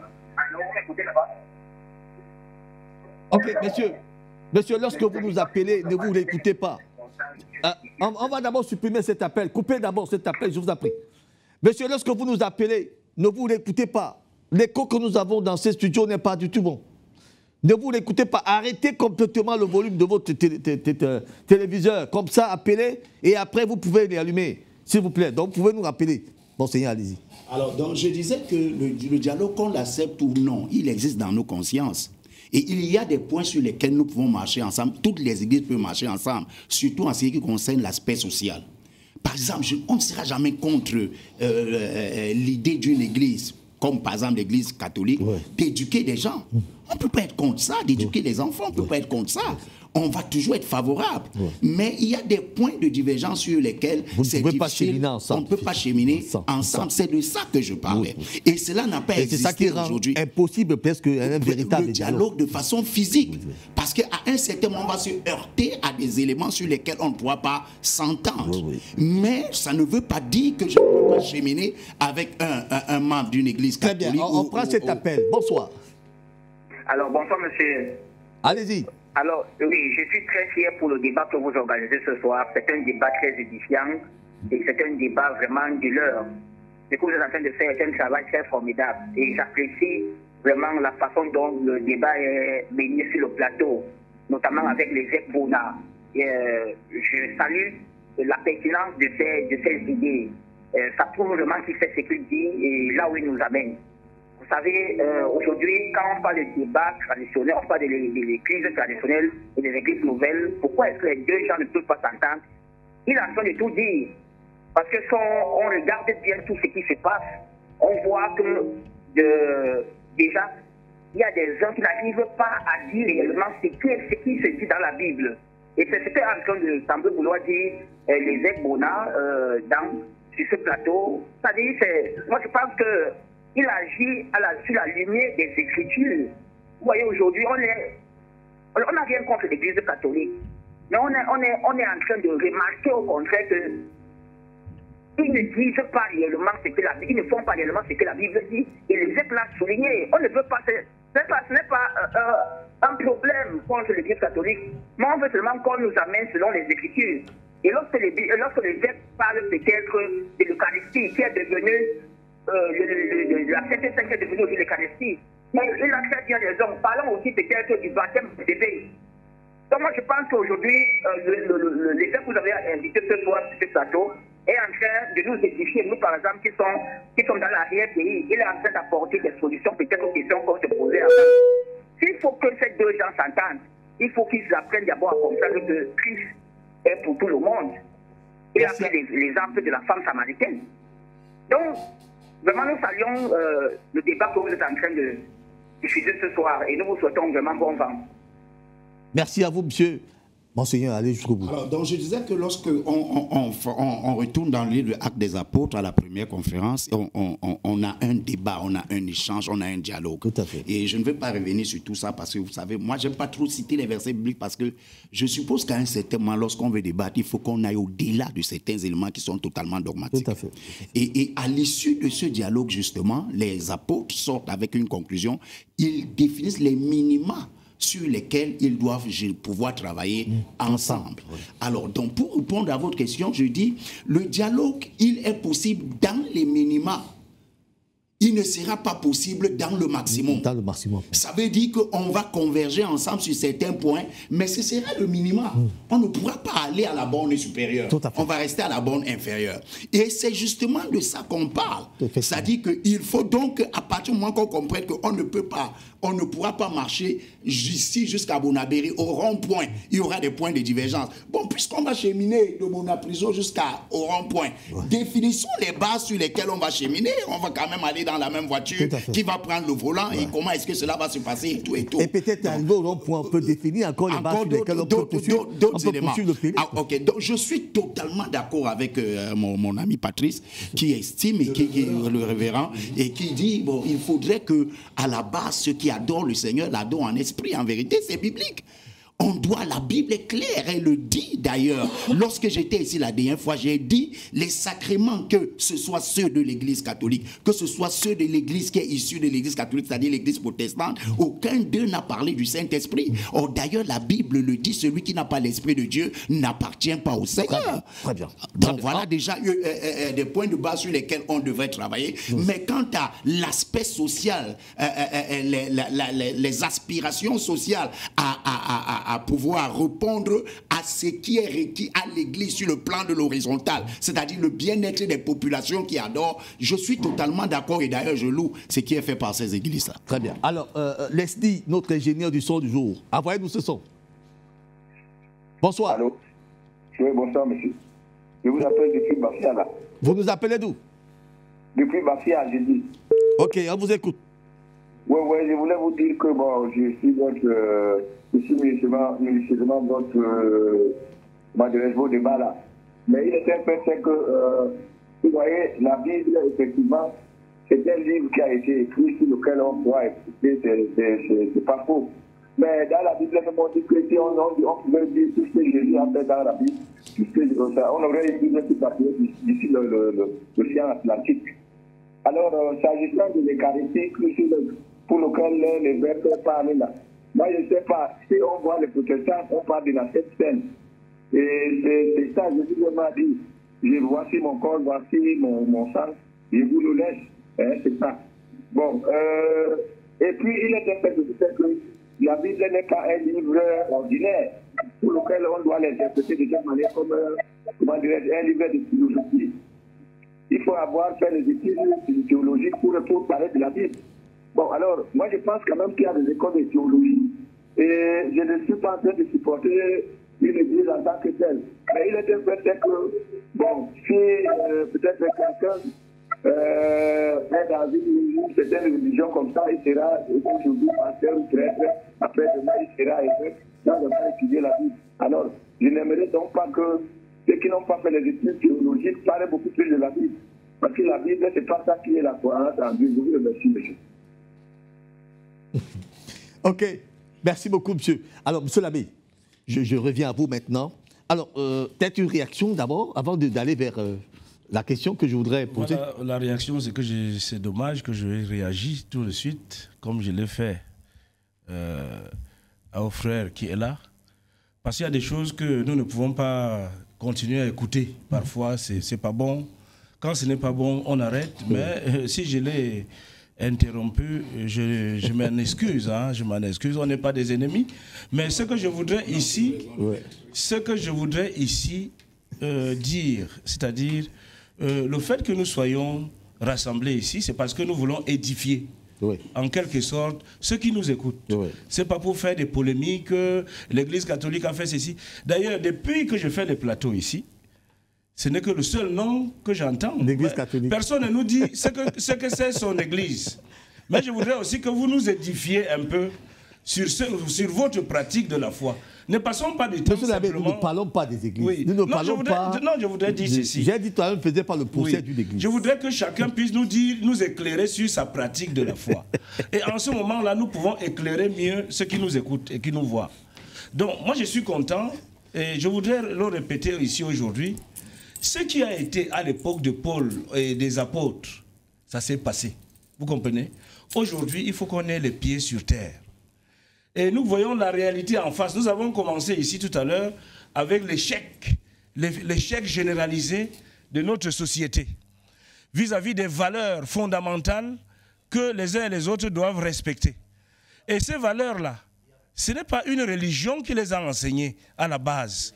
Donc il faut d'abord voir où est-ce que nous avons péché. Il y a quelque chose qui ne va pas. C'est-à-dire au niveau de la formation de l'homme, il y a d'abord un problème. Il y a une résignation de l'homme de pouvoir écouter et respecter même les principes de base. Et si on est dans ce contexte, rien ne peut passer. Hein. On va parler d'un langage des sourds. Et chacun dira ce qu'il veut parce que nous n'arrivons pas à nous respecter dans l'écoute et même dans la manière de juger les autres. Parce que la manière de juger les autres également peut nous pousser à des interventions un peu arbitraires. Donc je pense que M. Raoul, sans toutefois mépriser la qualité du débat, je voudrais que prochainement, et quand nous allons essayer de réfléchir, qu'on fasse mieux preuve de respect d'abord mutuel. Respect de nos pratiques de la foi, respect de nos confessions religieuses différentes. Allons-y. Monsieur, bonsoir. Allô? Allez-y. Allô, bonsoir. Oui? Oui, c'est M. Henri de Pigawa. Très bien, on vous écoute. Oui, l'émission de vous dit vraiment c'est intéressant. Et surtout sur ce point, je dirais, la religion, déjà, il faut se baser sur le point où on repère que la religion, en fait, c'est dans un cadre religieux. Et qui dit religion parle de parler religieusement, en fait. Donc, il ne peut s'entendre que sur le cas social, sur des points sociaux. Mais s'il faut parler de la Bible, ils ne pourront jamais s'entendre. L'un des auditeurs qui a la chaîne, beaucoup là, a dû expliquer plus bref ce qu'il faut. À un certain niveau, ils ne peuvent pas s'entendre. Pourquoi? Parce que dans la religion, il faut se référer à la Bible, à des points divergents. Et la Bible est écrite d'une façon avec des paraboles. chacun l'interprète à sa façon pour attirer plus d'adeptes. Dans son sein, puisque chacun ne parle comment le produire. Vous voyez donc sur ce point, il ne peut pas comprendre. Mais sur le principe, dans un cadre social, oui, aimons-nous les uns les autres, vivons ensemble. Je crois que c'est ce point, c'est ça qu'on doit essayer de dire sur le plateau. Comment faire pour que la religion puisse toucher la masse, à pouvoir mieux se comporter dans la société. Je crois que c'est ce plan-là qu'on doit faire. Très bien. Et dans le cas des religieux, ce n'est pas possible. Dans le cas des religieux, ce n'est pas possible. Je crois qu'il me faut s'entendre. Bon, merci, j'ai l'émission. Merci beaucoup, monsieur. Merci pour cet appel. Alors maintenant, on est en train de sortir, on a encore une vingtaine de minutes pour sortir de cette émission. Maintenant, qu'est-ce qu'il faut Jean-Daniel Congo, la vie et boire. Tout à l'heure, on a dit on peut acheminer, on peut avancer jusqu'à un endroit et on s'arrête. On dit là maintenant, on ne peut plus parce qu'on ne parvient pas à s'entendre sur un certain nombre de points. Alors, comment faire donc pour au moins avancer et atteindre le bout ensemble? Ok. Je reviens toujours sur ce que j'ai eu à dire depuis là. Mais avant de le dire, je vais faire remarquer quelque chose. Alors, certains sont unanimes sur le fait que on ne doit respecter que la Bible et rien ajouter dessus, puisque c'est le livre de base. Mais comment va-t-on le faire au moment où... Est-ce que la Bible dresse des points sur lesquels on peut s'apaisantir pour un dialogue interreligieux? En fait, des hommes de Dieu sont là et nous diront. Bien entendu. Oui. Et ça rejoint ce que disait l'auditeur, oui, que la Bible dresse les points. Malheureusement, tout le monde ne les comprend pas de la même manière. Il faudrait donc qu'ils puissent s'asseoir un jour pour qu'ils puissent les comprendre de la même manière. Mais comment cela sera-t-il donc possible au moment où le pape lui-même est en train de déclarer que la Bible est dépassée, elle n'est plus actuelle, il faut la réactualiser, il faut l'actualiser. Je suppose que je ne suis pas en train d'inventer, vous êtes au courant de ça. Et je peux même vous dire qu'il a raison. Il a raison parce que lorsqu'on considère le Notre Père, ça c'est une prière qui existe dans les peintures rupestres, dans la galerie du pharaon Toutankhamon. C'est pas une prière... Notre Père qui est aux cieux. Oui, Notre Père qui est aux cieux. Je vais vous envoyer cette vidéo. Donc, pour dire que quand la prière commence, on commence par le subjonctif. Que ton nom soit sanctifié, que ton règne vienne, que ta volonté. Parce qu'effectivement, on s'adresse au Seigneur. D'où vient-il que, continuant de s'adresser au Seigneur, on passe du subjonctif à l'impératif. Maintenant, on lui donne les ordres. Donne-nous. Alors, permets-moi de prendre cet appel, s'il te plaît. Monsieur, bonsoir. Allô? Bonsoir, monsieur. Comment vous allez? Je vais très bien, et vous-même? Ok, moi c'est Raphaël Fa, et puis j'aimerais intervenir par rapport à l'émission. Allez-y, on vous écoute. Je voudrais déjà dire que véritablement, nous, j'ai vu le thème de la religion. Je voudrais dire à ce pasteur, c'est déjà de dissocier la religion même. Parce que la religion n'a rien à voir avec Dieu. La religion n'est pas des hommes. Donc j'aimerais éviter cet amalgame d'associer la religion avec Dieu. Dieu qui fait des feux de soleil, Dieu qui n'a pas d'ennemis, Dieu qui a tout construit, Dieu qui fait de ça la pluie. Donc il faudrait que je fasse attention de vouloir associer, que ce soit le Christ, que ce soit les religions des hommes, au Dieu créateur, qui veut prendre la vie de tout un chacun à tout moment, et pas importer ses religions ou quoi que ce soit. Donc là, on peut se comprendre. Parce que véritablement, c'est quoi? C'est que, aujourd'hui, comme je disais, être rempli de l'esprit, c'est être au-dessus de la religion. Parce qu'il faut être religieux pour diviser. Il faut être religieux pour respecter les uns les autres. Il faut être religieux pour ne pas s'aimer. Après, votre disant le son de Dieu, tu as suite à table, et tu n'es pas bien. Très bien. C'est un petit point de vue. Merci beaucoup. Merci.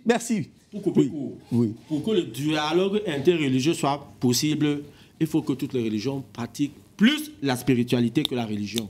Parce que la spiritualité est le dénominateur commun de toutes les religions. Mais il y en a qui le font de manière apparente ou bien approximative. Mais si toutes les religions pratiquaient, d'ailleurs, on dit les religions, on ne dit pas les spiritualités. On dit la spiritualité, mais on dit les religions. J'ai jamais trouvé le mot spiritualité au pluriel. Donc si toutes les religions pratiquaient la spiritualité, le dialogue interreligieux serait parfait. Alors, quelle spiritualité, la question, on va la poser. Celle des ancêtres ou bien celle qui vient de Dieu? Je dis qu'il y a la spiritualité. Il n'y a pas une spiritualité, mais il y a la spiritualité. Ok, la spiritualité. Oui, inspirée de qui? Des ancêtres? Inspirée du Dieu Tout-Puissant. Ok, inspirée de Dieu Tout-Puissant. Très bien. Alors, monsieur l'abbé, je vous écoute. Alors, maintenant, vous dites qu'il y a des plateformes où ce dialogue a déjà été amorcé, sauf que on ne voit pas l'impact réel sur le terrain, parce que les chrétiens continuent à s'insulter entre eux, ils continuent à avoir des divergences de point de vue. On vous dit que quelqu'un m'a même dit que les catholiques ne partent pas avec la Bible à l'église. Je ne sais pas pourquoi on m'avait dit ça. Je me souviens, j'étais en terminale ou en première. J'ai vu une camarade de classe qui allait à l'église un dimanche matin à 6h. Elle dit que, mais Gono, tu vas où comme ça? Je vais à l'église, mais où est ta Bible? Elle commence d'abord à rire. Après, elle me dit que tu ne connais pas les catholiques, tu ne partes pas à l'église avec la Bible. Moi, j'ai été surpris. Pourtant, quand je vais parfois dans les messes des catholiques, je vois des gens avec la Bible. Donc, monsieur l'abbé, alors qu'est-ce qu'il faut franchir comme palier pour finalement laisser libre cours à un véritable dialogue? Permettre aux gens maintenant de pouvoir s'asseoir, chercher une stratégie commune pour maintenant évangéliser le monde entier. Moi, je crois, Raoul, il faut d'abord que nous essayons d'abord d'humaniser nos relations. Parce que l'humanité est biblique. Je pense que le Christ qui nous donne la bonne nouvelle dans la Bible, il est venu, il s'est incarné, c'est vrai, mais il a pris notre condition humaine. Et c'est à partir de notre condition humaine qu'on peut se sauver. Tout à fait. On ne va pas se sauver par une spiritualité. Tout à fait. On va se sauver d'abord à partir de notre vécu quotidien. Humaine. Et c'est pour ça que Saint Paul, apôtre aux Romains, il dit, attention, vos œuvres vous suivront.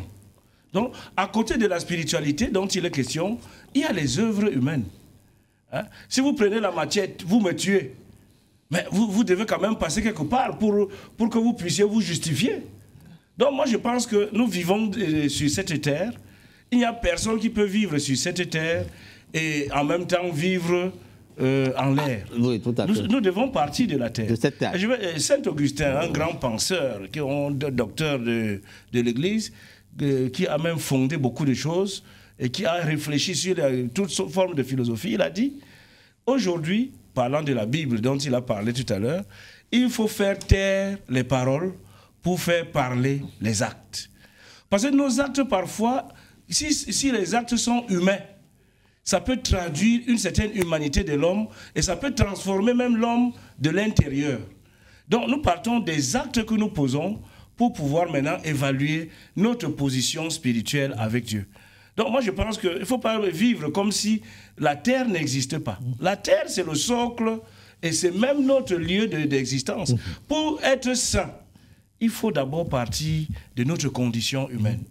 Et cette condition humaine doit être améliorée. Il ne faudra pas détacher notre condition humaine de la spiritualité. Alors, donc, ce qui fait que je pense, l'auditeur qui a parlé tout à l'heure, il a dit, on ne peut pas s'entendre sur l'interprétation de la Bible parce que certains pensent que la Bible est hyper spirituelle.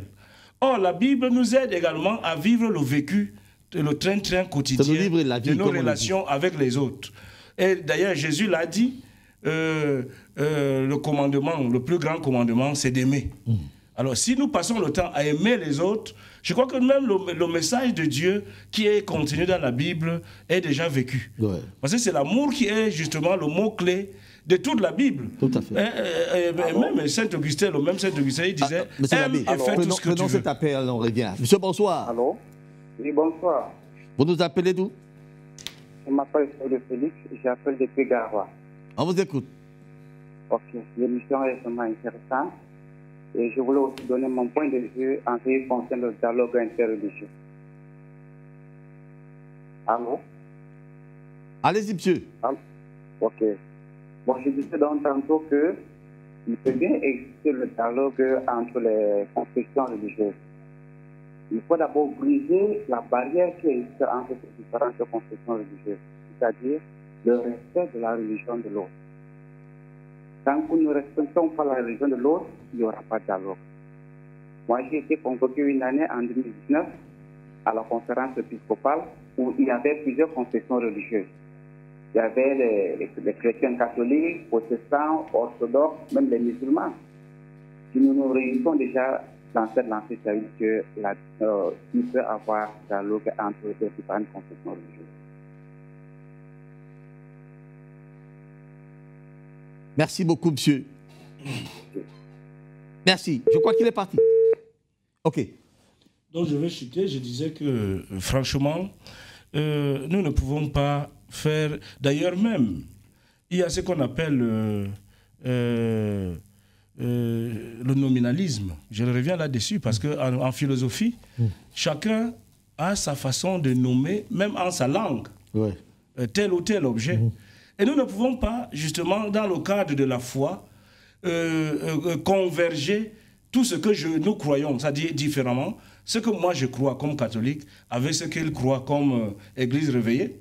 On ne peut pas. Puisque ces convictions-là, c'est des convictions personnelles d'abord. Et c'est pour ça que je pense qu'il faut revenir à ce que... le téléspectateur disait tout à l'heure. Le téléspectateur disait, il faut que nous arrivions d'abord à nous respecter. Parce que le respect et l'amour, c'est d'abord le respect. Et l'amour, c'est la Bible ouverte. Si nous nous aimons, vraiment, tout le reste là, même le dialogue là, dès qu'il y a amour, il y a dialogue. Mais parce que nous nous détestons ontologiquement. Et dans cette ontologie de la haine, il y a certains qui pensent qu'ils peuvent verser tout ce qu'ils pensent sur les autres. Moi, je dis non. Moi, je suis venu ici, et ça fait 2 fois que je suis sur ce plateau. J'ai jamais frustré ou offusqué un frère ou une sœur qui vit sa foi dans une confession religieuse. D'ailleurs, nous tous, nous sommes des fils de Dieu, comme quelqu'un l'a dit. Et nous avons pour Dieu le créateur du ciel et de la terre. Bon, maintenant, dans la pratique de cette religion, chacun a une approche qu'il peut apporter. Justement, ça, il peut aussi avoir une approche critique, et c'est davantage des approches critiques que nous relevons sur le plateau. Moi, je critique par exemple la religion musulmane. Pourquoi est-ce qu'ils mettent la tête en bas parfois et tout ça? Ça, c'est des choses qu'on peut se poser, vous comprenez? Mais chacun a une spiritualité qui lui est propre. Et il faudrait que nous puissions respecter cela en l'aimant. Et puis le ramener tout doucement dans le dialogue. Parce que là où il n'y a pas d'amour, vous ne pouvez même pas dialoguer. Or, c'est le dialogue qui est l'amour qui est déjà la base, qui soutient déjà les possibilités et même le cadre de pouvoir dialoguer. Très bien. Moi, je pense qu'il faut qu'on s'aime, c'est tout. Merci beaucoup. Et le reste, ça va venir. Très bien, Monseigneur. Alors, quels sont les paliers qu'il faudra franchir pour finalement avoir un dialogue interreligieux de façon concrète et avoir peut-être une vision la même visée vers les horizons futurs? Alors, si dialogue est possible, c'est-à-dire là, je suis dans la pure fiction. Parce que là, je suis en pleine fiction maintenant. Alors, s'il y a possibilité de dialogue, si cela pourrait arriver, il faudrait déjà qu'à la base, on se dise quel est l'élément central du dialogue, c'est-à-dire qui va nous permettre de pouvoir nous asseoir ensemble. Et moi, je crois qu'il est il est clairement exprimé dans la parole de Dieu. Dieu est esprit et il faut ceux qui l'adorent en esprit et en vérité. Il a parlé tout à l'heure de spiritualité. Le révérend Patrice a dit la même chose. Même d'ailleurs, l'abbé l'a dit aussi en passant. Alors, il faudrait qu'à la base, puisque ici, on parle de dialogue interreligieux. Alors, ça veut dire qu'à la base, la question, c'est Dieu. Ça doit commencer par là. Avant de regarder les relations entre les hommes, c'est-à-dire que les relations entre les hommes, il faut d'abord qu'on comprenne qu'on ne peut pas parler de religiosité sans parler de Dieu. Alors, l'élément central sur lequel on devrait donc inciter, ce Dieu-là, que nous semblons, vers lequel nous semblons tous partir. Qu'est-ce qu'il requiert de nous? Comment est-ce qu'il demande qu'on l'adore? On doit commencer par là. Et Dieu est esprit et il veut que ceux qui l'adorent, l'adorent en esprit et en vérité. Maintenant, mon copanéliste à ma gauche a semblé dire qu'il n'y a pas de spiritualité au pluriel, il n'y a que de spiritualité au singulier. Ça veut dire que si justement ça pose donc un problème de fond. Si la spiritualité n'est pas plurielle et qu'elle n'est que singulière, ça veut dire qu'elle n'existe que de façon unique. Oui. Alors si elle n'existe que de façon unique, quelle est donc cette unicité? C'est ça l'objectif, il faut la retrouver. Et cette unicité-là, elle est clairement exprimée dans la parole de Dieu. Dieu, il est esprit. On ne peut pas l'adorer par la chair. L'ensemble des éléments charnels que nous ferons pour essayer de plaire à Dieu, ça n'a rien à voir avec le culte que Dieu requiert de nous. Il faudrait d'abord qu'on se pose la question, comment est-ce qu'on va arriver à une finalité selon laquelle Raoul, Pascal, Daniel adoreront Dieu de la même façon.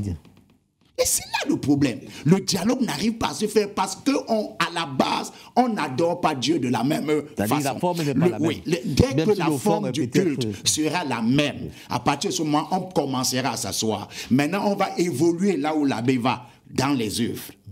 Parce que quand on confronte ses propos avec l'Éphésiens 2, verset 8, l'évangile aux Éphésiens 2, verset 8, il dit, c'est pas la grâce que vous êtes sauvés, c'est pas par les œuvres. C'est par la grâce que vous êtes sauvés par le moyen de votre foi. Ce n'est pas par les œuvres, afin que personne ne se justifie. D'ailleurs, si on pose les œuvres avant la foi, à quoi nous sert Dieu?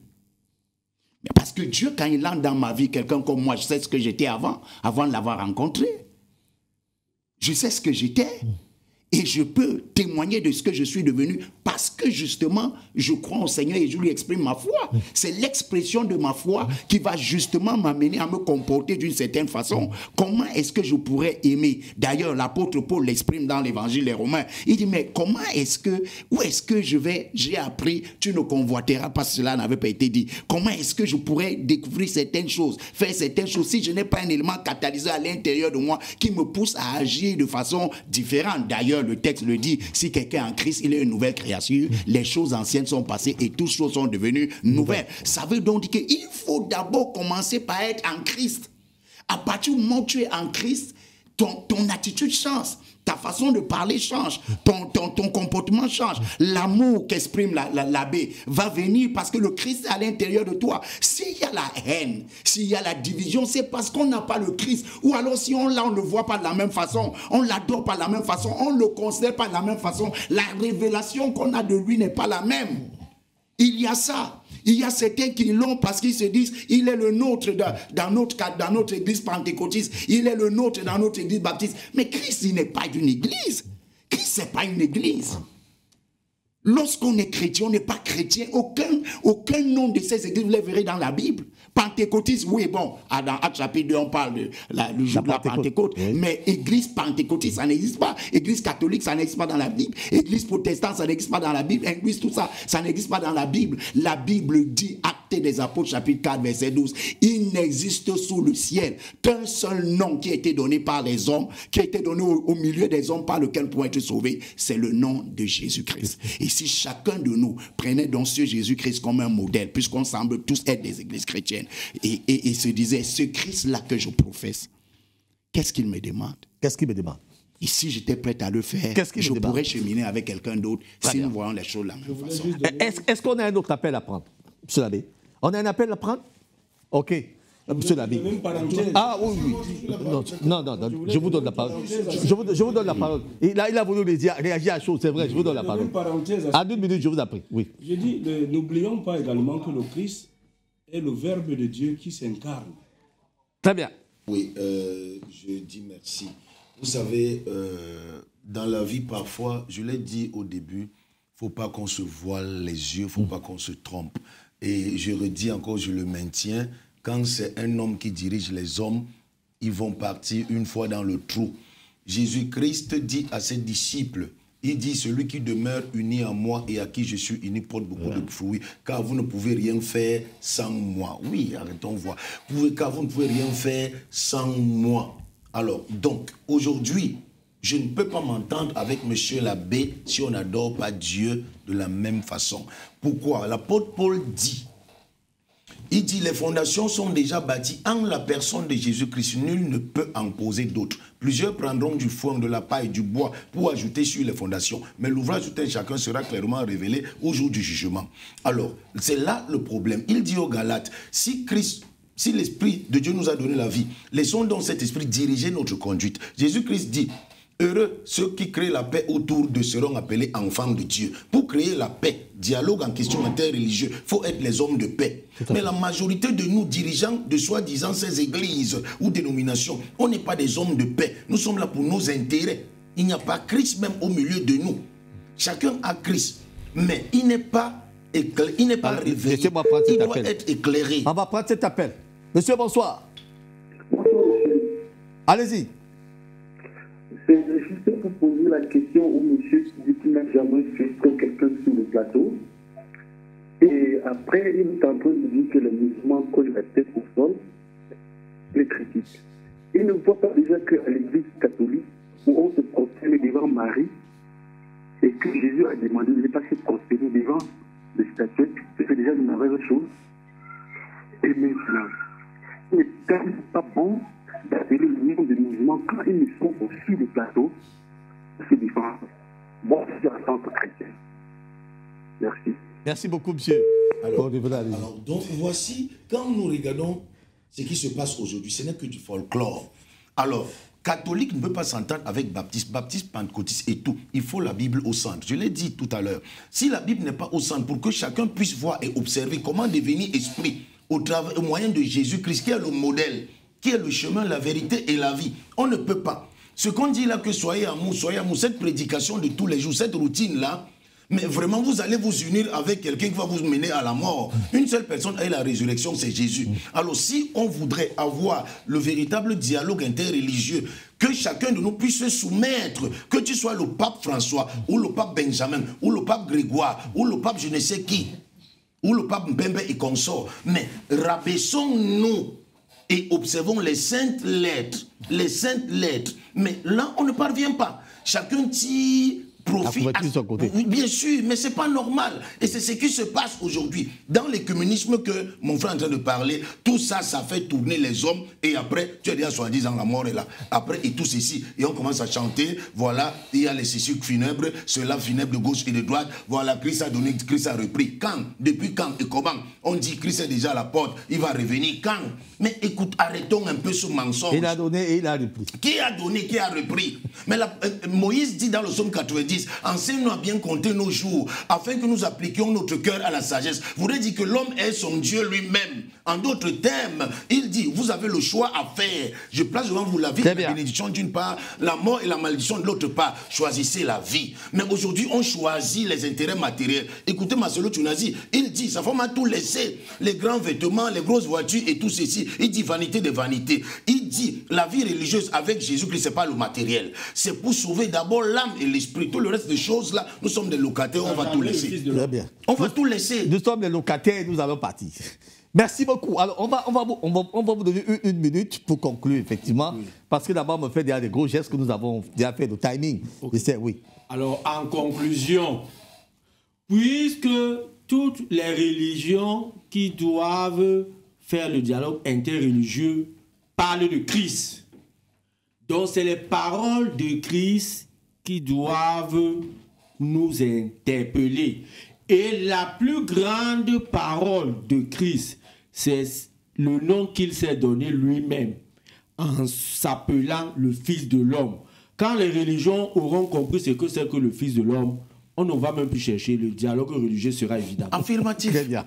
Bon, mon pasteur, bon, revenant Béaïa, puisque vous êtes encore à l'écran, allez-y, concluez. Vous avez vos 1 minute avant d'aller vers les deux autres. Oui, que ce soit le pape Benoît XVI, ou bien que ce soit, je ne sais, le très révérend baptiste pentecôtiste, ou bien mon père révérend Ekambi Monindoume Martin, ou quel autre dirigeant, je ne sais qui est à la haute hiérarchie des obédiences en ce Cameroun et au monde entier, rabaissons-nous à Christ. Christ est le chemin, la vérité et la vie. Quand il y a Christ, il y a dialogue. Quand il n'y a pas Christ, il y a guerre. Celui qui a le Fils de Dieu a la vie. Qui n'a pas le Fils de Dieu n'a pas de vie.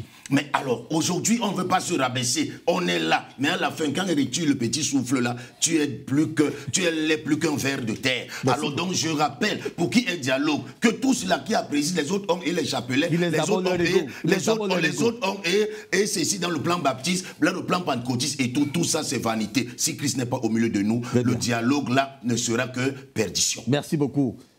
Monseigneur, en guise de conclusion, des paliers à lever. J'apprécie bien le zèle de ces paroles. Alors, je reste sur ce que j'ai dit à la base. J'ai dit, puisque la fondation et l'élément sur lequel devrait se centrer le dialogue, c'est la personne de Christ, il faudrait donc que chacun de nous cherche à se rapprocher de lui, que chacun de nous cherche justement à avoir cette relation intime avec lui et que à partir de ce moment-là, on pourra ne plus parler de nous-mêmes, mais parler de Christ. Parce qu'il faut qu'il y ait quelque chose qui nous fédère, qui nous amène à ne pas regarder à « je suis de la confession X, il est de la confession Y, et tel est de la confession Z », mais qu'on ait un élément central sur lequel on peut travailler, on peut causer, sans que cela ne crée des divergences. Et cet élément semble être Christ, parce que l'abbé, il parle de Christ.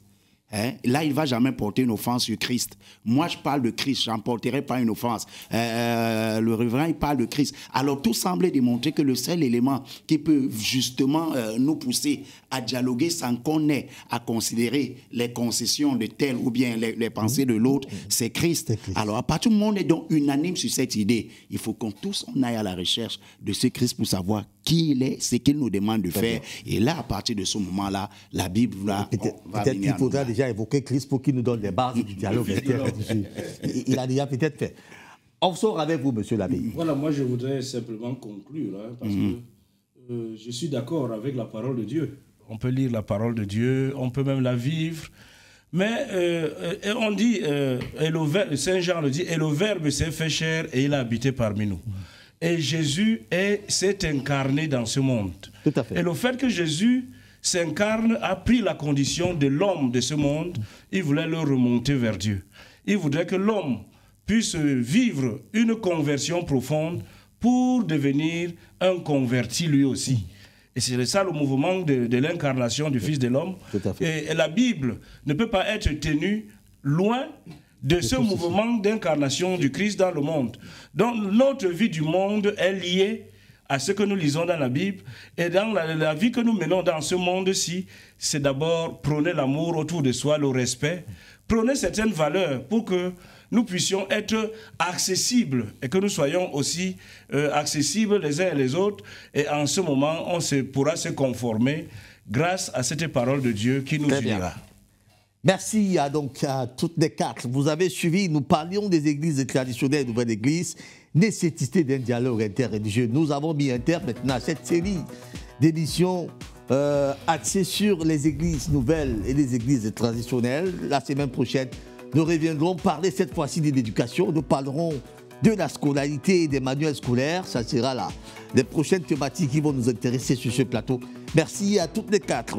Nous revenons pasteur Béaïa Patrice Samos, personne morale, homme de Dieu.